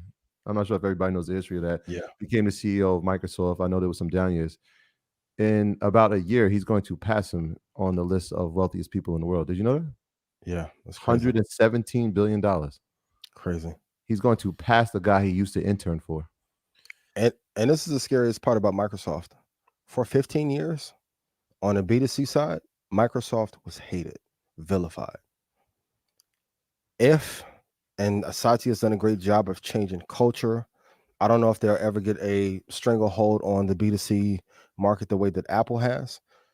But as a software company, if they build software like ChatGPT or DALL-E or Midjourney, Opus AI, and that starts to be integrated into the operating system, and it actually helps drive productivity in the country and helps drive GDP, how much bigger would they be? Like they're this dominant, the second best stock of all time, and they were hated for 15 years. You can do what you want. Consistency is key. Rashad, if a person get 15,000 views on a YouTube hate video, how much money is that? $37 probably. I don't want to go at it with nobody who would defame me over $37. You kill me in real life. What y'all should do, y'all want like a humble finesse? Hey, bro, I'm about to do a review video. Just cash at me $200. I got you. and it's not working. The same help got me protection from Meta and Vanguard. And Josh Brown came and looked out. Great. Got on stage with Kathy and Mike. Oh, easy. If there's any profanity in it, it's going to be less. Might be $7. So see, could be less. tough. Watch your mouth. So let's Watch your mouth. hit the like button. Yes. And share. Let's talk about Amazon, $9 a month healthcare play. The $9 a month healthcare play from Amazon. Yeah. Available for Amazon Prime members. There you go. Why not? Makes a lot of sense. They already were in the space. We knew that they were having shipments directly to people's homes. They purchased One Medical in February. It was like, well, acquisition. They purchased PillPack. They purchased PillPack. Like they've already been doing. Like this shouldn't come as a surprise. So here it is, $9 a month. Well, okay. Let's talk about. Let's give some details and let's. What you want to start it, Ian? Yeah, I think and that's why I posed the question earlier. If a presidential candidate was saying, "Hey, if I get elected, I'm going to make healthcare for all Americans $9 a month," would they win? I think it would be a landslide. I don't know what the margins will be on this, but I do think because Amazon has been a laggard in the tech space, I think this could be one of the things that drives them over. They already have amazing fanfare amongst Prime members and people who use it. There's a general happy disposition when you think about Amazon and using the platform. But if we look at other medical experiences, going to a doctor, it's not the friendliest. It feels kind of cold. And I know that they need more doctors in their ecosystem to do some of these checkups. But if they combine the tech infrastructure that they have with that fast delivery, and if it remains $9 a month for a long time when the economy is being compressed for most people, this is going to be a landslide victory for them. There are only two spaces to be in if you're in America: healthcare and tech. And some may argue that healthcare is not truly healthcare. I understand that. But this is Obamacare, the idea of it, in tech form. I keep saying, like, if Biden brought this out, and it's interesting to see that even a tech company is doing things for the people that leadership will not do. This is going to have a tremendous impact on the stock over the next 4 or 5 years. Mm-hmm. It's been one of my favorites in Stock Club for 4 or 5 years, and I think this will only push the stock higher. Yeah. So the company, well, it's called Prime One Medical, so it goes to Prime members. So it covers unlimited access to 24/7 on-demand virtual care. Mike, we can't see you. Including video chats with licensed providers within minutes. And so we've seen Amazon do this before. We covered this the diapers.com story where, you know what, we saw diapers. We're gonna take their business, right? Their business model. We're gonna make it cheaper. Eventually, they won't have business, and we'll purchase them and extinguish them. So think about what happened over the past 3 to 4 years in the pandemic. We couldn't go to the doctor's office. We had to schedule virtual calls. You'd think that Amazon sat back and said, this isn't a business opportunity. If CVS is doing it and Walgreens is doing it, and we have the infrastructure, we have the data, right? And we have the delivery, which those companies don't, right? So they find One Medical. They purchased that for $4 billion. At the time, people were like, well, here they go again, right? They bought Whole Foods. Why are they doing this now? Well, here's the reason, right? You knock out all these other providers, you become the provider. Not only do you provide 24 access to care, but you can do drop medication, right? And you can also have third-party providers interject when it's, less serious issues. So now you become a virtual hospital in a sense where you can now have patients speak to somebody, get the medication, and if it's something that is life-threatening, flu, chicken, you can have people, actually third-party people, come to you. They're wiping the competition out in the healthcare space. This is how they enter spaces, right? They don't come and say, like, we're just gonna pretend we're gonna. No, they're coming in to dominate, like they've done in every industry that they come in. Yep. And how do you compete on that based on price? That's why competing on price, somebody's always going to undercut you. And even if it's a loss leader, at some point they'll find a way to scale it. The interesting thing to keep your eye on is to see if they can be able to squeeze $3.55 or $4 of profit out of that $9. If they do that, well, it's going to be a tough night. Because the thing that United Healthcare may have, which is a stock that I do like in that space. Mhm. No, I haven't met one person in life that's like, I'm just in love with United Healthcare. Like the biggest arbitrage is the brand ambassadorship or fan love or brand loyalty that a person may have. And if you begin to have a good experience, and let alone if the process is fast and I'm getting coverage, they'll find a way to make it better. Even when Prime came out, Prime was okay at first, and they quietly added benefits to it year after year to make it unstoppable. And I kept saying, tech and healthcare is the only two things that you really need to be in. Apple's making their foray. Like, so now if you have that AI plus fanfare plus healthcare at an affordable price when most people are priced out, they got another empire. Do you even think they want to make a profit margin that wide? Like if we're saying $9, if they're making $4, I think they might even be content making $1. Does everybody know the story of diapers.com? You want to give it put yes in chat if you're put no in chat if you're not familiar with the stories of diapers.com. Even if they make $1 from it, this is not the core business. AWS is by far the core business, whereas other companies, this is your core business. They're just coming into the space, right? And so having a profit margin of $4 on that 9 might be great, but they might say, hey, we might take a loss for the first 2 years. We can afford to take the loss. We take your customers. You can't afford to take the loss. You'll be out of business. A lot of people, and if they get enough of them, if they get 6-7 million people who need healthcare at a time when they're priced out. But you want to tell the story, Rashad? Yeah, a lot of people are not familiar with the story of diapers.com. So I think it illustrates business, and it illustrates a variety of other different things where it comes into play. So diapers.com. This is a legendary episode, what, 2? Yeah, might have been episode 2 for sure. I think so. Yeah. Startup company, internet, during the internet craze when everybody had the .com, and they had a unique business where they were actually shipping diapers to mothers. Very easy. Diapers.com, but it was needed because when you got to go to the grocery store to get diapers, and it's a hassle, and then you don't have enough, and so it's like they found the way to kind of circumvent that, and that's what they did. So Mike, could we get the full screen on this, Mike? So what they did was start a company, and they started making a lot of money, and Amazon caught note of it. And executives at Amazon sat down with the CEO of diapers.com and offered them a buyout. They wanted to buy the company out. They saw that it could be very profitable for their situation, and they thought it was going to be big. And they did not like the offer that they were given, and they respectfully declined the buyout.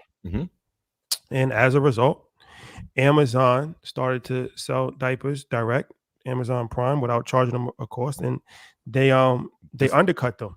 Discounted them 20% off. They discounted it so much that Amazon actually started losing $100 million a month.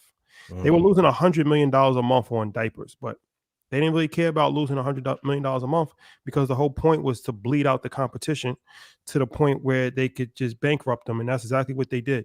And diapers.com went belly up, and then they brought diapers.com for a much lower price than they originally offered them. And when they brought them, they fired every single person. They dissolved the business. Yep. No longer needed. Mafia hit. You know what? Thanks, guys. We'll take it from here. And goodbye to diapers.com. Good night. Long kiss. Good night. Yeah. And that is business. Yeah. So that, in a nutshell, my friends, is a perfect case study of how ruthless business can be. Absolutely. And that's why you got to, if you better have money if you want to go to war. Yeah. You better have money. This is a promise. You know what they're coming for next, and you kind of alluded to it earlier. It sounded like it was funny, but yeah, you can buy a Hyundai on Amazon.com. Okay. Well, and everyone thought it starts with Hyundai, but you know what happens next? It becomes Ford, every automotive company, right? Rivian, GM. Yeah. Right. Yes. What happens to cars.com? What happens to Auto Trader? What happens to all these sites where that became their sole thing? Again, this What's the one with the vending machine? Carvana. Tough. Right? Now, what do you do when they have the database that they have, right? When they're not looking at this as their main source of income. Again, AWS is the shining light. This is just another piece that they're adding to the business. You can't afford to lose money. They can. They might bleed you out again. Big fish. And they have a bigger customer database. Yeah. It's tough. This is why I always say everyone on earth is your competition. Everyone a lot of times looks and say, well, I'm doing XYZ. What happened when Oprah infiltrates that space, or The Rock, or like I said, Cardi B? Cardi B is talking a lot about politics and people are always making fun. It's going to be funny until 8 years from now when she helps Mr. Beast win president. Okay. Amazon Web Services, 80 billion. Subscription, 32 billion. Third-party seller services, 117. Physical stores, 18. The car buying experience is not fun. And I know they have to think if they're bought from Carvana and have to drive 20 miles to get a car and have a bad experience. I have a history. Most people are purchasing from Amazon 14 to 29 times a year. And if people get comfortable, and it's funny now until you can get a G-Wagon in there. It was, I mean, are we not accustomed to it now? People who have Teslas, they don't even go to a dealership. You build the car on your computer, and when it's ready, it's either shipped to you or you go pick it up. That's it. There is no human interaction. I build it, I buy it, I go get it. Yep. But imagine when they have the Rivian truck dropping it off to your house. That's going to be insane. Going to be the only thing that I want them to improve upon is their margins. That's why I brought up that figure. And it's not the main business now on the healthcare side, but I think it can be. If I'm forecasting into 2033, American health is going to continue to decline. We talked about this before, the poison index. But if I can get those margins high enough, that at some point could help bolster AWS. And I know there's HIPAA violations and concerns about that, but where's all that data going to be stored? AWS. So if you can get a good enough margin, which the only weakness in their business is that Amazon is gonna take off again like a rocket. There you have it, ladies and gentlemen. Rich get richer. Oh, yeah. Thank you to Black Enterprise also. Let me do this. Yes. Yes. Yes. Ladies and gentlemen, I need some fires in the chats right now. Fires in the chats right now. Please. Fires in the chats right now. This week, my brother, my best friend, was named to the Black Enterprise 40 under 40. I want to give a huge congratulations to Rashad Bilal. Yes. Well deserved. They should have had you on there 5 years prior to this, but I mean, better now than never.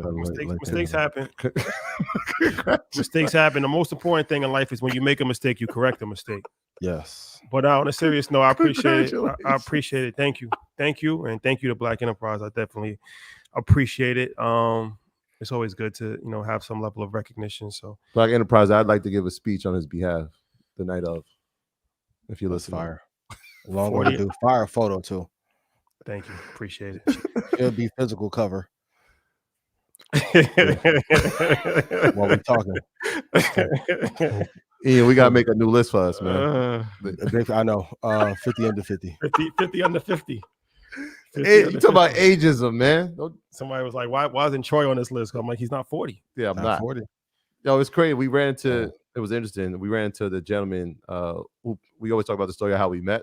So we ran into the gentleman who actually orchestrated. Shout out to Tone, what up? Shay, what up? And he was talking about, he was like, yeah, Shotty was always the younger guy, man. He was a knucklehead. He don't listen to nobody. He want to fight everybody. Ain't unchanged. I'm like, yeah, same. Yeah, he's still the same. Just a little bit more grace. Me too. Knucklehead. I was like, yo, let me call him right now so you can tell him. And so he ended up calling him. It was a dope moment. That's for sure. Speaking of mistakes, Rashad, I sent this to you. I'm gonna have to walk back that Biden take. I don't know if speaking of accountability, I don't know if he's gonna have a chance to win. I saw the latest speech he gave. Yo, he's looking crazy out here. He's with the Beyonce. Like, what's her name? He's looking so crazy out here. The fact that he's partying in Turkey. Look, with everything that's going on in the world right now, that is somebody should have skipped this year. The pardon. I know it's tradition; they do it every single year for Thanksgiving. This should have been the year they skipped it.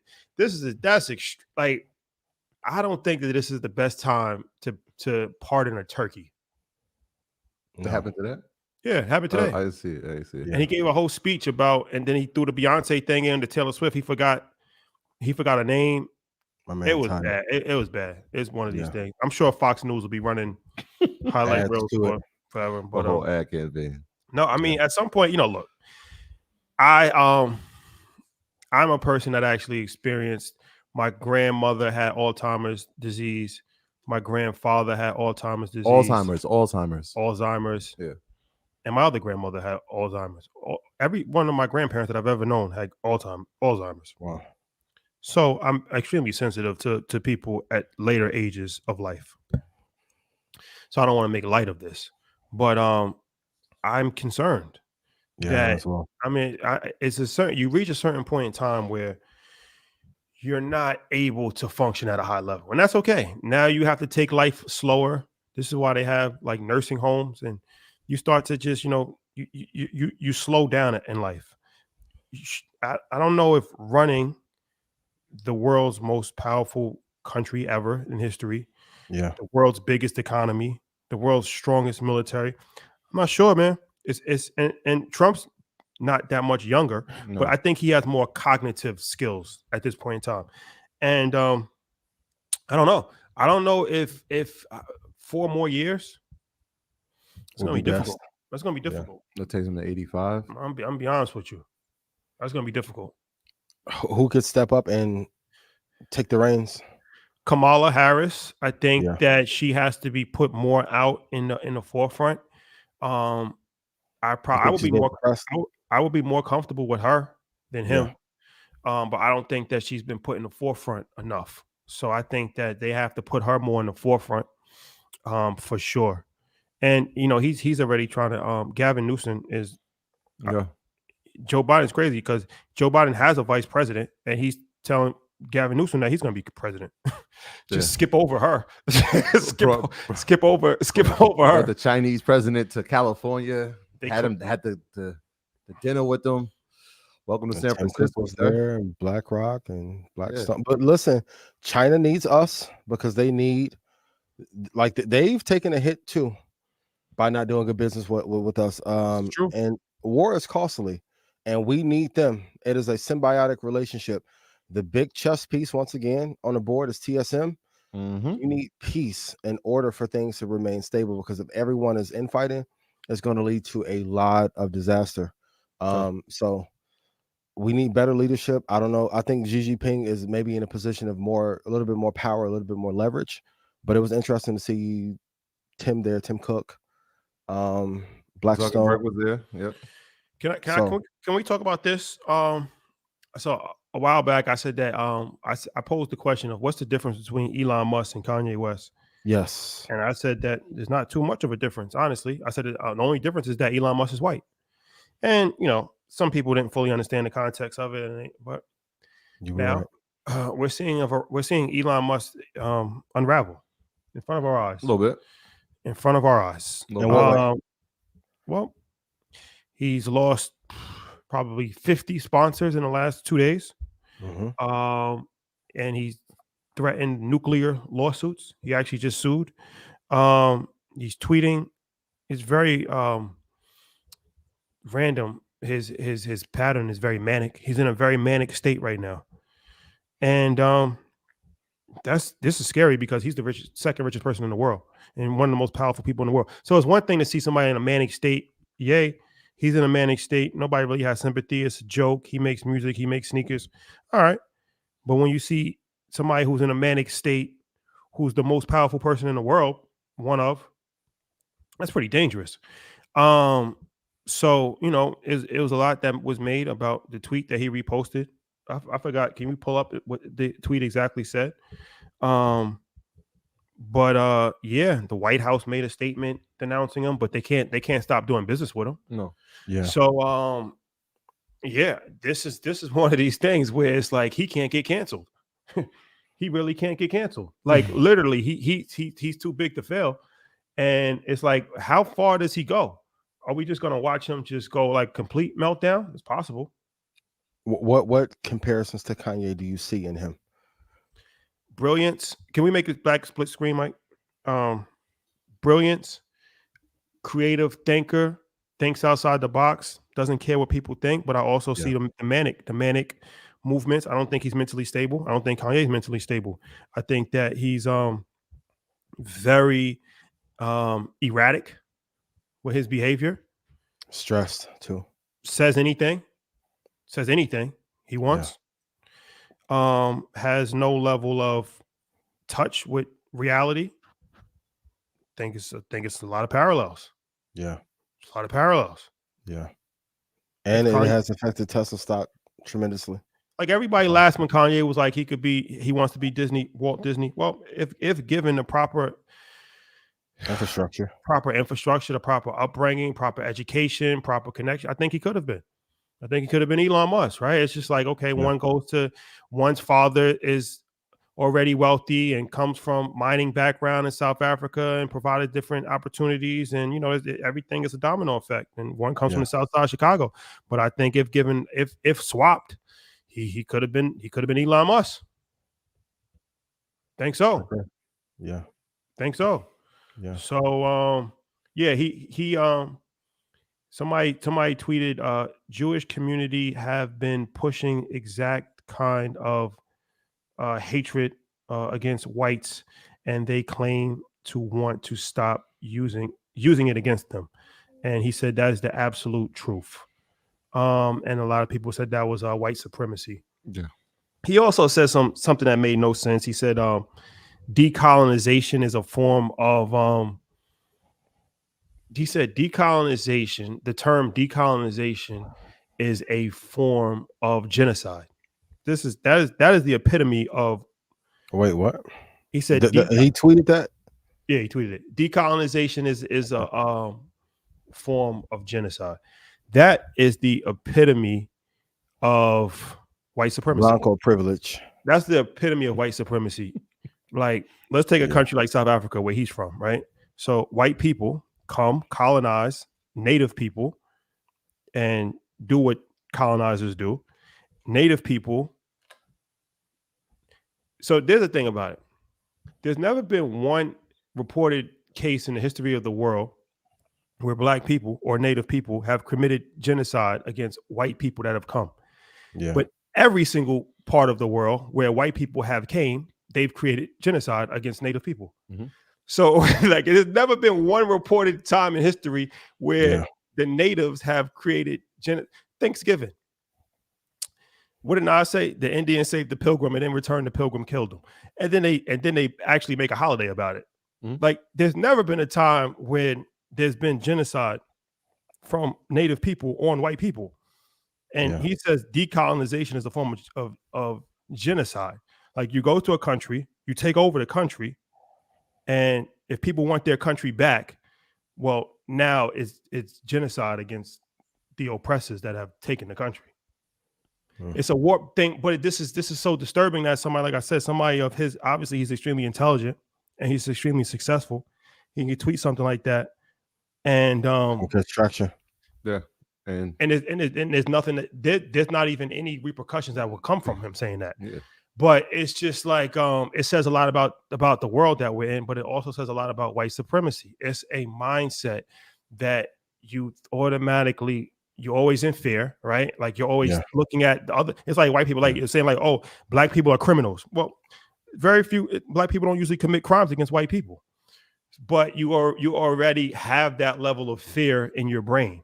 You're like, this is going to happen. Well, you've only committed crimes against black people. Mm-hmm. It's way more atrocities on the other side. There has never been a revolt of any except for Haiti, and you see what happened to them. See what happened to them. They're still paying. They're still paying for that. The repercussions have been hundreds of years later. So look, that's a whole different conversation. But it goes back to the origin of the conversation of having capital. When you have the capital, you could do what you like, right? He buys a company, takes it private. What are the repercussions for him saying whatever he wants? There isn't any, right? Companies, IBM, Apple, Lionsgate, Paramount, they didn't start pausing the advertising on there, not for what he was saying, but because their message, right? Their ads were showing up after neo-Nazi ads. And they were like, hey, we can't stand near that. right? If that's what's happening on your platform, we can't stand that. Not because of what he said. It was like, hey, we can't have a Disney ad showing after that. We can't have HBO Max appearing after that. We're going to pause this until you figure it out. Not we're going to cancel you. Not we're going to pull our ads permanently from your platform. We're going to pause them until you straighten the tweet is when they canceled it. And like I said, the White House issued a statement against it. That one tweet was that's why he's suing them. That one tweet actually caused a lot of the media matters. Yeah, that tweet caused a lot of damage, and he's still kind of doing he's backpedaling from that right now.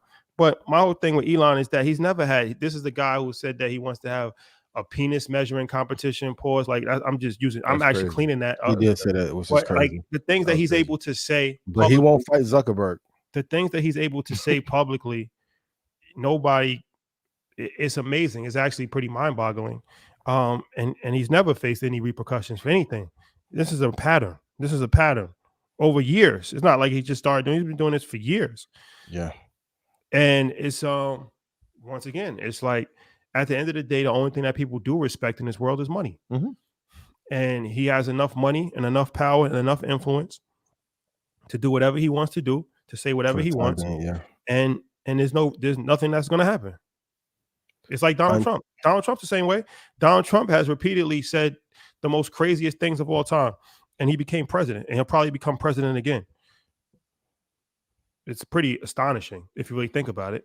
Like the things that he's been able to get away with. And look, it's not even. I don't even have a position on Trump either way. But I mean, the facts are the facts. What Joe says. The things that he's been able to do. 92 indictments.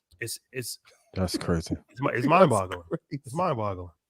If he puts Tesla, going back to the shareholders, big lesson of the night, entrepreneurs, keep majority of the controlling interest in your business so you don't get screwed.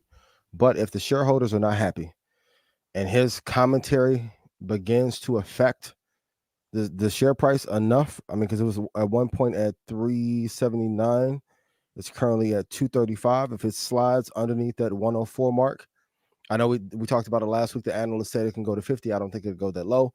But if it hovers at 100 to 80 for a long period of time, they'll try and oust him too. That's the only way we can make people pay. But he does have Starlink on the back end, which I think would be the darling of all the products and inventions that he's made. It's going to take a blow financially to make him stop some of the commentary that he's made. Yeah, it'd be interesting to even see how he has set up his board, right? Because every board is not created the same. In fact, what the people who left from OpenAI and created Anthropic, they saw how the board was set up and they decided to create their board in a completely different manner. So it'd be interesting to see how Elon has set up the board for Tesla, or how the board has been set up for Tesla, because it may not have the autonomy to say, hey, we have to rule in the favor of the investors and maybe remove you. It might be have a vote or a board of trustees. It could be different. So that's another part of it that, structuring your business is important as well. Speaking of wild commentary online, a couple of weeks ago, why didn't y'all tell me my dating advice was wild? Which one? About what? The Pound Town? Yeah, it was wild. Nah, that was classic, bro. To all the fellas out there, 2024, we're gonna do better, and we're gonna love and lead properly, right? And treat everyone with respect and admiration. These are just jokes written by DC Young Fly. That was so classic. And Martin Lawrence. Shout out to my baby. That's going down top 5 this year. That's in the top 5. You got in trouble for that? I got a couple calls. You know what I mean? None of the flowers can't fix. Bouquet Bobby. Bouquet Bobby. Put roses in chat if you saw my God, vibe, my God. Different. Hey, baby. Appreciate you. Yeah. Shout out to XYZXY. He's the next person to get blocked. What did he say? He said, give Diddy that money back, EYL. Well, bozo. We never got the money. So I don't have to respond to you. I don't have to respond to you, internet trolls. I don't. Clown emoji. But I will. Because Clown Town, you out Town. Just left Clown Town. Look, I don't know what somebody's doing in their bedroom. It has nothing to do with me. You have no information or no knowledge what happens in a relationship. I don't know these people personally. Met 3 people 4 times. So interactions that we had was good. That's business. You don't think you're working for somebody that's doing all kinds of crazy stuff? Like, we don't know what happened. It's a lawsuit that got settled. I mean, what do you want me to speak about it? You think my commentary or Joe Button's commentary or Math Hoffa's commentary is going to, people be like, yo, I want to see what you got to say about it. Why? Why do you want to see what we got to say about it? What's that? Is it going to help you? Can you learn something from that? You going to make some money from that? You're never going to meet them. So what do you care? Like, how is this going to help you? I'm just trying to figure out how it's going to help you. How is what I have to say about this going to be beneficial for you? I like you, Shawty. Keep going. I just don't like, you wait all week. You wait all week to see what are they going to say? I'm not saying anything. I'm not saying anything. Now what? I'm not saying anything. You can't justify it. If you don't like it, don't watch the show. It's a show about how to make money. The purpose of this show is to give you opportunities to make money. It's not a commentary on people's relationship that I don't know. How am I going to speak on something I have no information on? I'm not privy to that information. I wasn't there. What do you want me to? What commentary would you like me to give? What do you want me to do? Shai said, "Well, I look like telling their business on Wendy." But what do you want me to do? And then, like I said, if I did give commentary, and I provided a whole list of whatever my thoughts were, are you going to be better off financially for that? Is your relationship going to be better? Is your relationship with God going to be better? Is the community going to be better? What it's like mind-boggling to me. Like, people was like, oh, what are they going to say? I'm not saying anything. Nothing to do with me. Prayers up. What do you want me to do? If I take the other side of that, do you not think it's important to decree when we don't agree with certain actions that have been taken? No, because I don't know what actions has been taken. I'm from an era where you don't speak on things you don't know what you're talking about. I'm not talking about something that I don't have any information on, that I don't know. No, not. Steve 76, I appreciate you. He's saying Rashad be on this fellas, just shut up and talk about stocks. We've talked about stocks all night, but we're going to be respectful. I want to remind y'all again. I'll do that. This is my show. And you're getting blocked. Tolerate no disrespect. And you're getting blocked. And even if RK is on here, don't disrespect no guest that comes on my show. 3,000 people have been blocked over the last year, and it's liberating. The best thing about YouTube is when you get blocked, you don't actually know you've been blocked, so you can actually still comment. It's just nobody sees it, and you're just talking to yourself, which you're doing anyway. Yep. Because you're writing a comment. I don't know you. I don't know you. I don't know you. Why would you write a comment? I don't know you. Your comment is not. It's not gonna. I don't know you. It's you got to have a mental illness to be a grown man and write a negative comment. Okay, I agree. The show is about finances. VOO, VTI, Apple, How about Microsoft. That? I called Nvidia. AMD. Well, how about the show? Let me finish. The show's about whatever we want it to be. How about that? How about the show is about whatever we want to talk about? It could be about rap. It could be about basketball. It could be about the level of entitlement is disturbing. We've provided you free information for 5 years, and you're like, this show, well, don't watch it. Free. And it's the crazy part. The commentary I get the most about Ian charges too much. And I'm like, I do a free show every week. I gave Nvidia on here, Microsoft on here. I stated every reason why. I called Bitcoin 20,000. I told y'all the fucking dinosaurs was gonna come back and the woolly mammoth was gonna come back. Classic. What else? Okay, great. But I get it because but I want to tell everyone here, even if you don't like us, I love you. This is the grace and elevation, right? But how many shares have you bought? And if I can do something better in my delivery to make you want to execute to be financially free, let me know what I can do to be better. This message has been brought to you by Earn Your Leisure, Red Panda, Troy Joy, Assets Over Liability, Stock Club, Trading After Dark, and Invest Fest. Get your tickets now. See, the media training, I'm going to learn to be fake with y'all. Product placement there. I like that. Oh, yeah, and Invest Fest tickets are not in sale yet. So if you brought Turkish, that's a scam. Yes, I was screaming AMD all last year, and I'm still pro AMD. How much is AMD up this year? Can somebody put in chat how much AMD is up this year? I have it right here, my brother. Give me 2 seconds. And here's why Stock Club and Market Mondays works. I'm only telling y'all the shit that I'm invested in. You know how I know it worked? Because when I look at my portfolio, it worked. It's up 90% this year. This year, Year don't to leave date. when you're hot. That's how Year Make to date. screwed Year up. to date. Year to date. Year to date. That's how Make screwed up. Come on, man. Just and I don't need y'all to kiss our ass, but come on. Before this show was created, nobody was talking about this at scale and making money for free. I'll put our show up against Love Kramer. His formulation is how I got the formulation for this show. I love Fast Money. Shout to Bono when Bono needs to come back on the show. My brother, I miss you. I will put this show up against any show in investing history. If I made you money, please put yes in chat. But if there's something that we can do better, please let me know. And I know I'll be hearing the commentary. I'll be listening to all the little bloggers. Oh, I can't wait to make this new announcement end of the year. Oh man, when Ian first came on, he was so humble and quiet and meek, and he wasn't arrogant. Da da da. Y'all made me this way. You made me this way. You made me this fucking way. That Sorry. When I came here, first show, I was already financially free. Already. We ain't gonna talk about no platform and why he do this and that. I was already free. Mike Novogratz came on and stamped it. Y'all saw the response from Kathy at InvestFest. Carolyn, shout to Carolyn from Bloomberg. Yo, he didn't think he the greatest investor. Who is he? Nobody say that. I don't know any other black people that made this many black people money from investing prior to. That's why I think I'm the greatest of this era. Yes, Warren Buffett is better. Yes, Josh Brown has more money under management. Yes, I think Bono and the dope is out of all of us, to be honest. Yes, if you're dope, I really rock with you.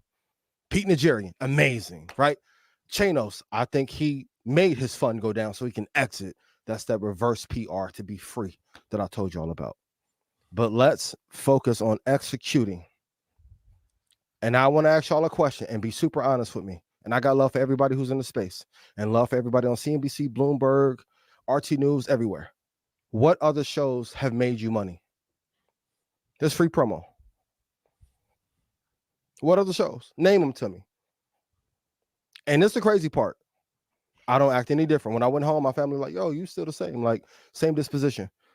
And all the celebrity, quote unquote, that we may have now, most people that y'all admire won't even speak to you freely, honestly, or do anything to help you. They're using you to go see their movies. The Marvels was terrible, by the way.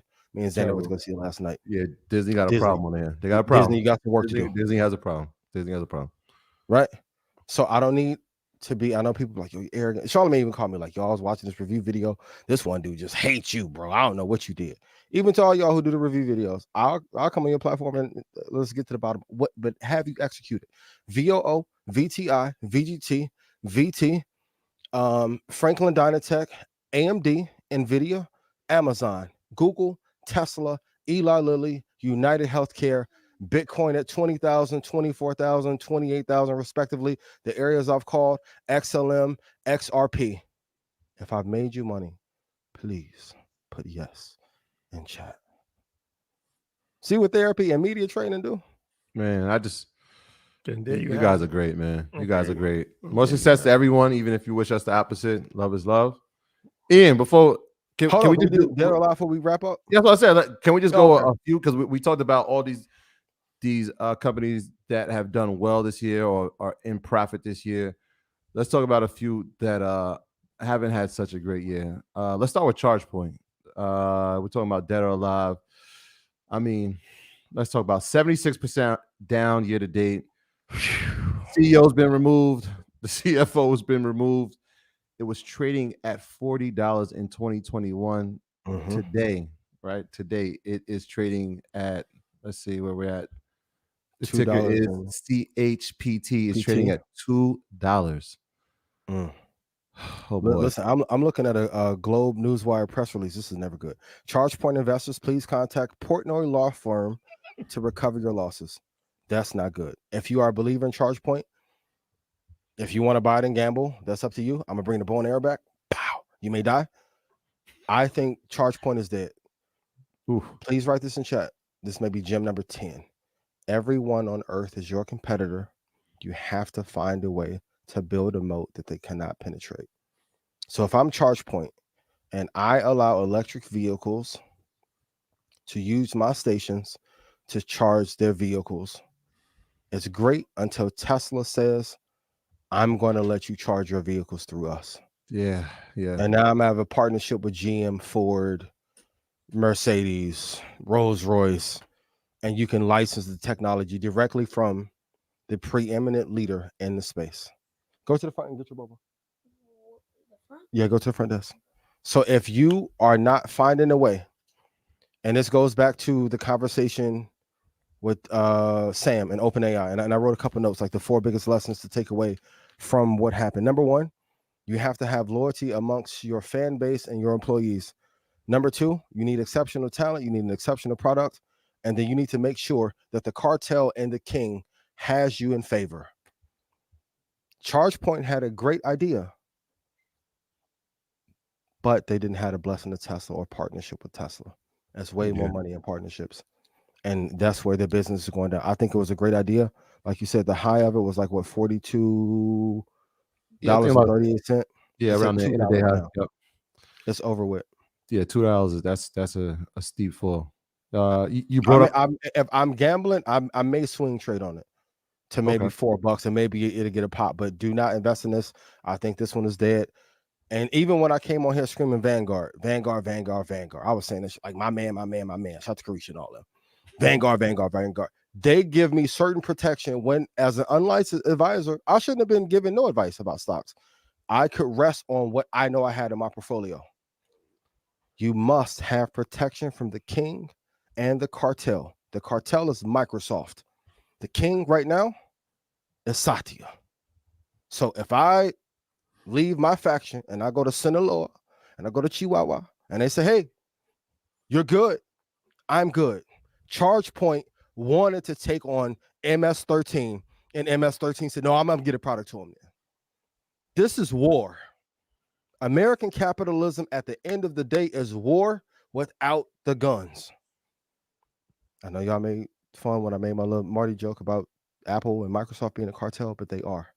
And as the economy compresses and money gets tighter and leadership is bad and inflation is high, we're in a lose-lose situation. I'm glad you brought up that point about lobbying from the NAR. They're lobbying so hard, we're in a lose-lose position on housing. There are no more affordable housing. If inflation goes down, the prices are going to jump 25 to 37%. And you're done. You're done. And if not, guess what? Prices are going to be too damn high anyway. As things begin to compress, you're going to have to find ways to make more partnerships and not upset the people that are in your industry. Partnerships are the way to go. Beef is no way. And y'all just seen what happened to Hassan Campbell. Bless him. I hope you're okay. But stop going to wage war against people not knowing who your enemies are. Yeah, Best out River Park. I went there one time. I said, what's up on the roof? They like, you going over if you go over. G money. Be careful. You can't go in the front. Yo, that you spoke about some of those Bitcoin prices. So we'll go over to some of the cryptocurrencies. Actually, we'll go inside of the stock market with Marathon Digital Holdings, ticker MARA.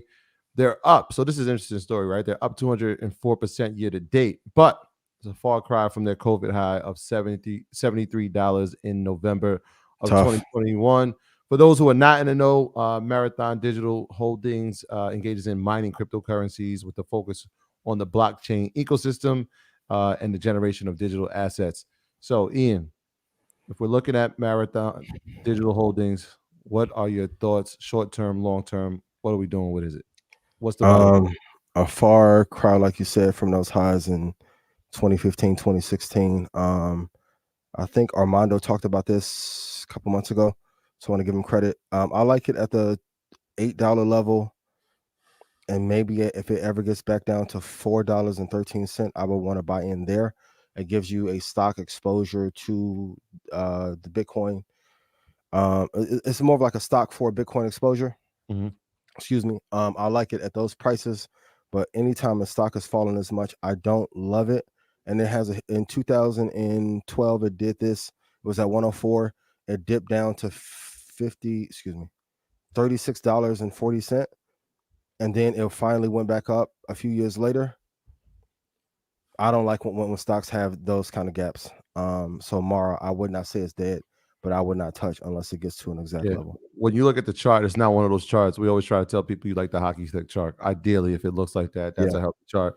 This one, like you said, it peaked in 2013 during the pandemic. We saw it go back up to the 70s. It's just not a healthy chart for me to add to the wish list. Can we do one more? Let's do all of them. Let's do all of them. All right. So let's do Palo Alto, ticker PANW. Palo Alto is up 88% year to date. When we talk about cybersecurity, we used to hear a lot of other companies, and Palo Alto was mentioned in it. We talked about Zscaler, we used to talk about CrowdStrike. Fortinet was one in the conversation as well. Palo Alto beat earnings. What's your thoughts on Palo Alto looking in the future? This one of the ones where I'm like, how the hell did I miss this one? If you go back consistently, and I think Palo Alto is what people hope Palantir will be. If you go back since 2020, it was at $54. It's at $260 now. Just an incredible company, incredibly well ran. Stock is doing amazing. I'm mad I missed this one. I like it. It's dead. It's a little bit too high to probably buy right now. We have to wait for it to pull back to like 201. But yeah, alive and well, I'm mad I missed this one. If it ever gets back to 139 or 150, I will buy in there for sure. I'm looking at the support level there. Okay. Yeah, definitely. I mean, cybersecurity is one of those spaces that we talked about that is going to be prevalent in our future. It's needed now. It's going to be even needed more so when we're talking about AI and some of the dangers of it. So yeah, Palo Alto is definitely on that list. All right. Yeah. So we got a bunch of cryptos here. You ready for it? We haven't talked about cryptos dead or alive. Let's talk about Stellar, XLM. It's trading at 12 cents, man. It's kind of been sideways for a while. What's your thoughts on Stellar and the Stellar Lumens out there? Let me look at this chart real quick so I can get I'm not the most aforementioned crypto expert. I do think XRP and XLM will do incredibly well over time. 12 cent. I like it at 11 and 9 cents if it gets down there. Very volatile chart. I would probably exit at 45 cents, but like for the long term, I will hold XRP, which I think is setting up for a breakout in the next couple of years because their involvement with the banks. XLM I love, Bitcoin I love, Ethereum probably is fourth for me. But XRP and XLM, I want to give kudos to Crypto 901 for those. But yeah, I definitely think Stellar Lumen will be okay in the future, but you got to hold for like a 4 or 5 year period. So we're holding those long term, right? We're not trading these. We're actually buying them and we're holding them. All right. Yeah, I'll hold them. This is an interesting one. I know people are going to be asking you all week about this. Microsoft hit an all-time high today.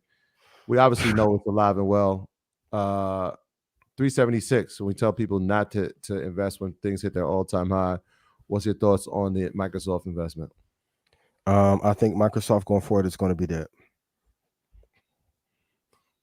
These are just jokes written by DC Young Fly. I'm lying. Microsoft's amazing. Got him. Got him. I see Microsoft hitting 500 in probably 2.5 years. And if Sam brings that team and that brain, and this is a catalyst you need to look out for.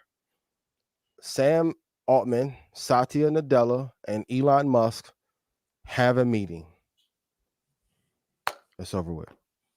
It is over with. Because if they start brainstorming, that's like a big Pac and like Snoop could have got in and worked on that album. Oh, man, it's over with. Microsoft is one of the most dominant companies of all time. If it ever gets back down to 261, that is a great swing trading price. Maybe even 301, I would swing it. But you have to invest. Like Microsoft and Apple are almost like an index at this point. They are so valuable to the United States of America and the global economy. They are almost like too big to fail. So like look at the market cap of Microsoft and Apple. If they were removed, how much money would they remove out of the GDP of America?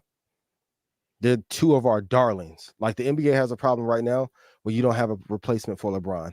Apple and Microsoft are like Jordan and LeBron playing in the league at the same time. Mm-hmm. You want to be David Stern. You want to own all the assets. Like I keep saying, Vince McMahon, if Austin and Rock fight at WrestleMania or Cena, and McMahon is going to flourish regardless. Be in the chairman seat. You don't want to be solely entrepreneur. You want to be an investor and owner, right? Going back to Kiyosaki. Own those two and you'll be good, but Microsoft is going to be alive and well. And as long as Satya is there, and I can argue, I want to start making an argument in 2024, Microsoft is probably better run than Apple. Okay. Yeah. Big day tomorrow. We cannot leave without talking about what happens tomorrow. It's been on the calendars for quite some time. Nvidia will be reporting tomorrow after the market closes. I mean, the weight that is on this earnings report feels pretty historic. We're talking about the future of the S&P for the year 2024. They're kind of gauging on what the influx or what the demand is for AI based on what Nvidia reports tomorrow. What number do you think they come in at? I want to keep my track record of being like exceptional at these callouts, so I'm not sure, but I do think they will beat the revenue line for sure. Mm-hmm. And the information you told me before we started going live, I think that'll push them a lot higher as well. But going back to the social media era being done, which was innovative, we need more companies to build real businesses. Nvidia is building a real business. They are the digital infrastructure and engine for all things AI and all things tech. Real business, real infrastructure. The GPU model is amazing. They're innovating at a faster level. Like when I got my desktop built a couple years ago, I got the GeoForce, like by far like one of the best experiences I've had. So they are building a real business, and I think a lot of the companies that were trying to make a remix of Uber or DoorDash or a remix of any social media, they're not going to be valued as high. We need companies that solve real world problems. That's why Amazon getting into the healthcare space and providing healthcare at $9 while it's affordable when people are going through a tightening cycle and the M2 money supply is being pulled back. It's genius. You have to also, when I talked about Benner cycle before, you have to know what businesses are launched in the bed of a recession versus when things are in an uptick. Like when Rolexes were going 25%, 30% above asking, those are opulence indicators and opulence endeavors. When people don't have as much money and there's more fear, you have to launch things that are a lot more affordable. So if someone comes out with like a scalable version of care.com to find babysitters or elder care, that will be a big business that probably could get acquired. We need real businesses. We don't need another social media app or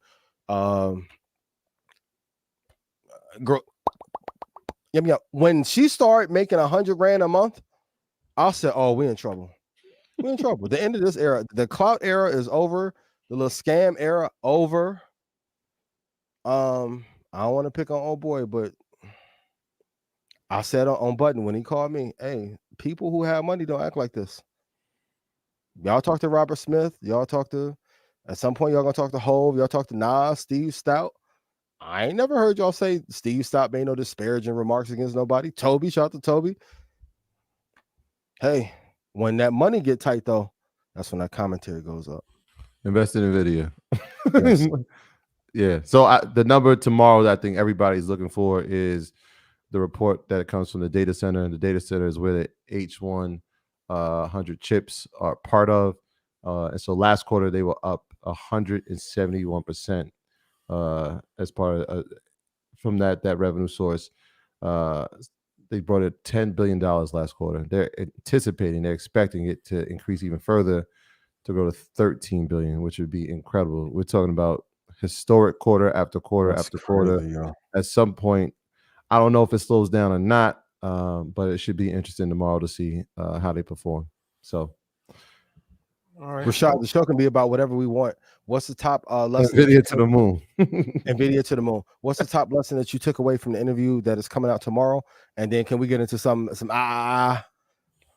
Right. Inflation, the money inflation. You want to talk about that with the ballerinas? Yeah, that's a real issue. Ballerinas crazy. Yeah, that's a real issue. Yeah, we need Tony the closer to speak on this. I spoke to him about this. You told him? I spoke to him. Yeah, that's the real scam. Wow, wowzer, unbelievable.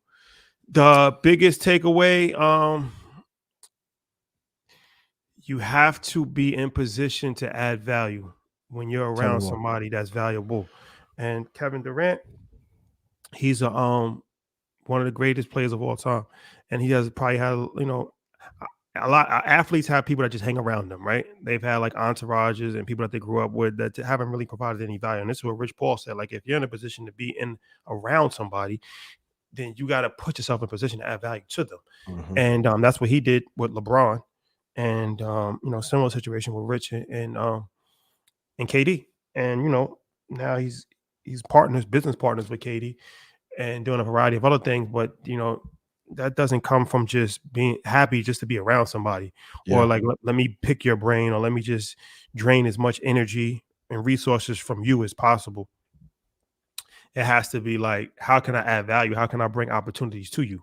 Right. Not to And you cut gotta, you off, but can we get a clear definition on what adding value is? Because I think that term gets thrown around a lot. But going into 24, I want people to have like a clear definition of how to do that and what that is. yeah, I mean, it could be in a variety of different things. It could be like I'm gonna educate you, like, right, like I'm gonna bring information to you, I'm gonna educate you, I'm gonna place you in opportunities that's going to be beneficial to you. I'm going to go out of my way to introduce you to people. I'm going to make your life easier, right? As far as like, Yeah. whatever you need. If you need an assistant, I'm gonna be your assistant. If you need a barber, I'm gonna be the barber. If you need, you know what I mean, like whatever A you need, Gatorade opener. for sure. Like, you got to add value. So Yeah.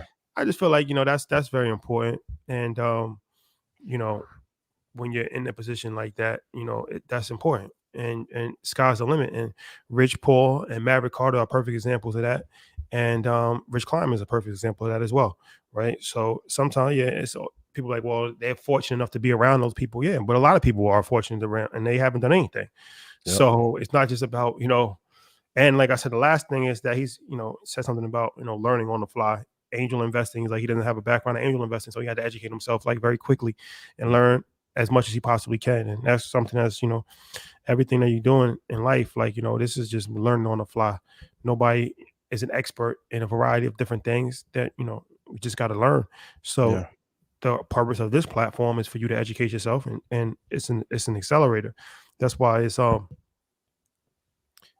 frustrating when people try to turn different corners and take it from what its original path is, and Yeah. turn it into a gossip platform, or turn it into an opinion platform, or turn it into, and it's just like, yo, bro, just take the information, man. That's it, bro. And That's, you don't even execute. gotta like, it's one thing that Wallow has said before, like, yo, you don't gotta like somebody to learn from them, like, you know what I'm saying? Just if from a pure selfish standpoint, right, take personalities out of it, take everything out of it. From a pure selfish standpoint, you're gonna get information if you watch programming, right?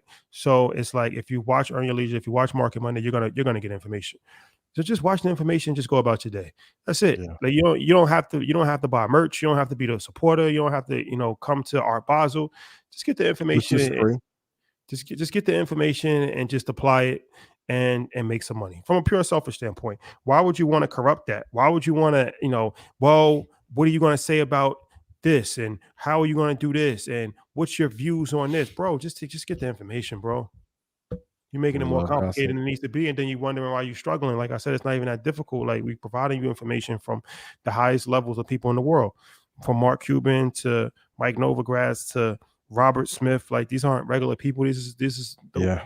the highest level Don of, Peoples gave a real estate play at Market Mondays live last year in New York. Like that's what I'm saying. Like, it's just frustrating. It's like, yo, what? It's draining. It's very draining. And it's just like, it's interesting just to see, like, people just rather, a lot of people don't really want to be successful. They don't want to make money. They just want to be entertained, and they just want to just, it's just, and this is why, Shade Room has 54 million followers, and Earn Your Leisure has 1.45 million followers. yeah, That's why. 54 million. Something like that. Oh, we gotta start fighting. Around whatever they have way more than we do, right? Sure. Because that's why how much money have you ever watched? No disrespect to Shade Room, shout out to them, but I'm saying, how much money have you ever made by following Shade Room? You've definitely made money from following Earn Your Leisure, but 50 times more people would rather follow Shade Room because they're not interested in making money, not interested in bettering their situation, not interested in feeding their family. They're interested in just a cycle of negativity. And you know, it says a lot about the times that we're in, and the stress. What can you do? Yeah, 30 million. We can breathe in deeply together. 28 million. 28. People. They have 28 million followers. It's crazy. I deserve to be happy. I deserve to be rich. I deserve to be wealthy. I deserve to be free. And if anyone says that we're sensitive, yes, this is my art. I'm sensitive about my ish. But I got something for y'all in 4 weeks. The return. Hovey's home. The return. This is what y'all want. Well, all right. Well, happy Thanksgiving to anybody that chooses to partake in Thanksgiving, or Friendsgiving, or whatever they're calling it now. Yeah. Happy holidays. What is it? What are we even celebrating? What's the holiday? Well, people still find it time to gather amongst each other with their families. So we acknowledge. I acknowledge that part. I know it's a lot of time for people to come back home to be with family. And so commemorate that. Happy holidays to everybody that will participate and it's going to see their family who they haven't seen. Shout out to everybody that is on the cooking committee. We appreciate you wholeheartedly. But what's the holiday though? I'm all for family getting together. Yeah. But I think we got to start really thinking critically, because like even when I was in school, we used to have to do these drawings, and I was looking at some of the stuff today, like when we had they holding hands, and it's like, look, that's what they was teaching us in school. They was teaching us that Christopher Columbus founded America. They was teaching us that the Indians and the Pilgrims had a sit down and they had a potluck dinner and they exchanged gifts. And it's like, it's really scary, because it's like, if this is what they're teaching us, imagine with the media. Imagine if this is the propaganda that's provided in school. Facts. Imagine with the propaganda that's provided in the media. So then you start to question everything. Like, all right, we read history, but who's the author? It's true. Rockefeller, who bought the American education system in 1901. The Bible is trademarked. Big Fendi. This is brought to you by Market Mondays. Brought you by Market Mondays. Look, I hate to be a conspiracy theorist, ladies and gentlemen, and you can follow Billy Carson if you're into that. I was Jones and Billy Carson acknowledging the people that are part of the cooking committee that for this gathering that people have but we also got to acknowledge the people who are on the cleanup committee, the people who are part of the eater committee, everybody that gathers and has fellowship, because I think that's the most important thing that happens during this time of year is fellowship. So I'm always going to support that. And so again, it's a time to have fellowship. So enjoy it, but most importantly, be safe. It's a distraction. They get you to watch football and eat turkey. People do that anyway. Yeah, but it's just a distraction. Look, you should be getting together with your family as much as you can. You should be getting together with your family every time you get a chance to, because tomorrow's not promised. And it's unfortunate that people have to wait until one time a year to make that sacrifice. But once again, we live in a society that it all revolves around money, and it's an opportunity to have Black Friday sales, and you could buy a television from Samsung, and you can watch NFL football, and you can eat ham hock, and we can act like there's no problem. Who's eating the ham hock? Plenty of people. Plenty of Shout people. To the Chitlin Cleaning Committee. Plenty of people. The Chitlin Committee. No bueno. I digress. No. What are two things? Can everyone put in chat 2 things that you're most thankful for in this year? And I'll ask you. It's crazy. I'll ask you guys too. What are 2 things you guys are? What am I thankful for? I'm thankful for health. I'm thankful for family. I'm thankful for love that goes out, that is poured from many of people who've supported us and those who haven't as well. And the love and energy that we're able to give. I feel like a lot of times, we might overlook it, but we are a vessel of information for a large majority of people. And so I never want to take that for granted. So I want to thank the creator for that, to be a vessel and spread the message. I appreciate all the supporters, everybody. I know that, I do have a very, sometimes I kind of get into the rabbit hole this year. I get into the rabbit hole of destruction, but I am very appreciative of everybody that has genuinely championed us and showed us support. Yeah. Rabbit hole of destruction. Rabbit hole of destruction. Look, violence is necessary. He is a Pisces. Big Yes, facts. so am I. Yeah. Necessary evil. And I'm thankful for all of my family.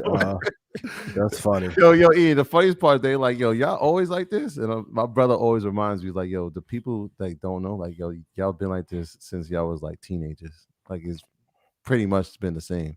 So yeah, this is how it's going to be. It probably This this is way. how we do. Yeah, I'm thankful for family, friends, y'all, Red Panda. Shout out to the Rebellion, everybody who support, everyone who watches the show. Like, we all have a lot to be thankful for, but I do agree the celebration of destruction in this country during this time of year is insane. Where's Xander at, man? I'm thankful for him. Zan, come on. I'm thankful for my baby spending time with me, even though he mad I didn't get his boba because I was recording. We was actually live this time, so I couldn't take a break. What's up, my boy? The guy said he couldn't find the place. I bet he just. He came to the gate probably. That's okay. These are first world problems, yo. You got Madden 24 yesterday. Well, what's the online thing I got we can play against people? Oh yeah, let's do that. I'm with all that. See? Yeah, I'm ready. I'm back. These are good I'm back problems, being good. Oh yeah, you tell me who's back. Yeah, I'm back. That'd be dope. Yeah, I used to be great. Now I'm good. You great in my eyes. Pause. Appreciate that, man. Yes. Oh, Superstar KO. That was fun. I don't want to wrap the show up. I had a good time. Production value will continue to go up. 19 Keys inspired me. I had Joe call me. Hey, yo, King, it's about time you said. I heard you. Okay, great. We heard you. 6K coming next year. 6K. Electric 3D, Dolly. Ha. 3D hologram. What would you like to? What would you guys in chat? What would you like to do to see the show improve? How do you think that we can take the show to the next level? You know, we are open to ideas. It's always open to ideas. Yes. And the show doesn't exist without people watching it. So it's important to, get the feedback from the audience for sure in real time. So but yeah, no, look, everybody have a safe holidays, Thanksgiving. Yes. Be safe, safe travels. Enjoy fellowship and try to stay out of the rabbit hole of destruction. The rabbit hole of destruction. Please, it's a dangerous place. We'll be drill dancing in a new video. Spin move. Spin move. Drill dancing. Hey. Oh, man. Stomping on all you influencers. Yeah, man. You know what? I'm gonna go listen to the You're Dead. The Andre 3000 album after this. The Flute album? Yeah. The Flute, not bad. I have not heard it. It's dope. How many songs? It's 8 songs. Hey, Metro Boomin said he played the flute on Mask Off. That's cap, I think. You think it's cap? With Andre 3000 did? Yeah. I think if he did that, that's crazy. Now, if he did, I'm gonna come on here and say sorry. Crazy if he did. Yeah. And shout out to the boy. Thank you for Scary Hours 3. We appreciate that. Big facts went crazy. Thank you. If we're gonna critique him and criticize, gotta show love. We gotta show love. Thank you for Scary Hours 3. Much appreciated. Put a few arguments to rest. Put some things back in perspective. We appreciate Top 5 all time. You already know that. Has to be. You already know. And I'm gonna say this too. He another one y'all need to stop playing with because y'all think he a certain way, and then he be a certain way when he see y'all. Candyman come in all different sizes and shapes. Shout out to the 6 Candyman. Say his name 3 times. Oh, Candyman, man. Foot soldiers look tough. Biggest gangsters: Vladimir Putin, Barack Hussein Obama. There's a few of them who don't look like they tough. Put the middle name in there for him. There's a few that Ari Emanuel. Hey, Daniel, I'm gonna say it again. Leave Lucian alone. Lucian is cool. Okay. Lucian don't write. So what do I know? Did you see before we leave? Did you see 60 Minutes last night? No, I didn't watch it. I was playing Madden with Xander. Yeah, you should watch the 60 Minutes. Everybody should watch that. They did a speaking of reparations. So there's a town called Africa Town in Alabama, I believe, and either Mississippi or Alabama. Mississippi, I think it's in Mississippi.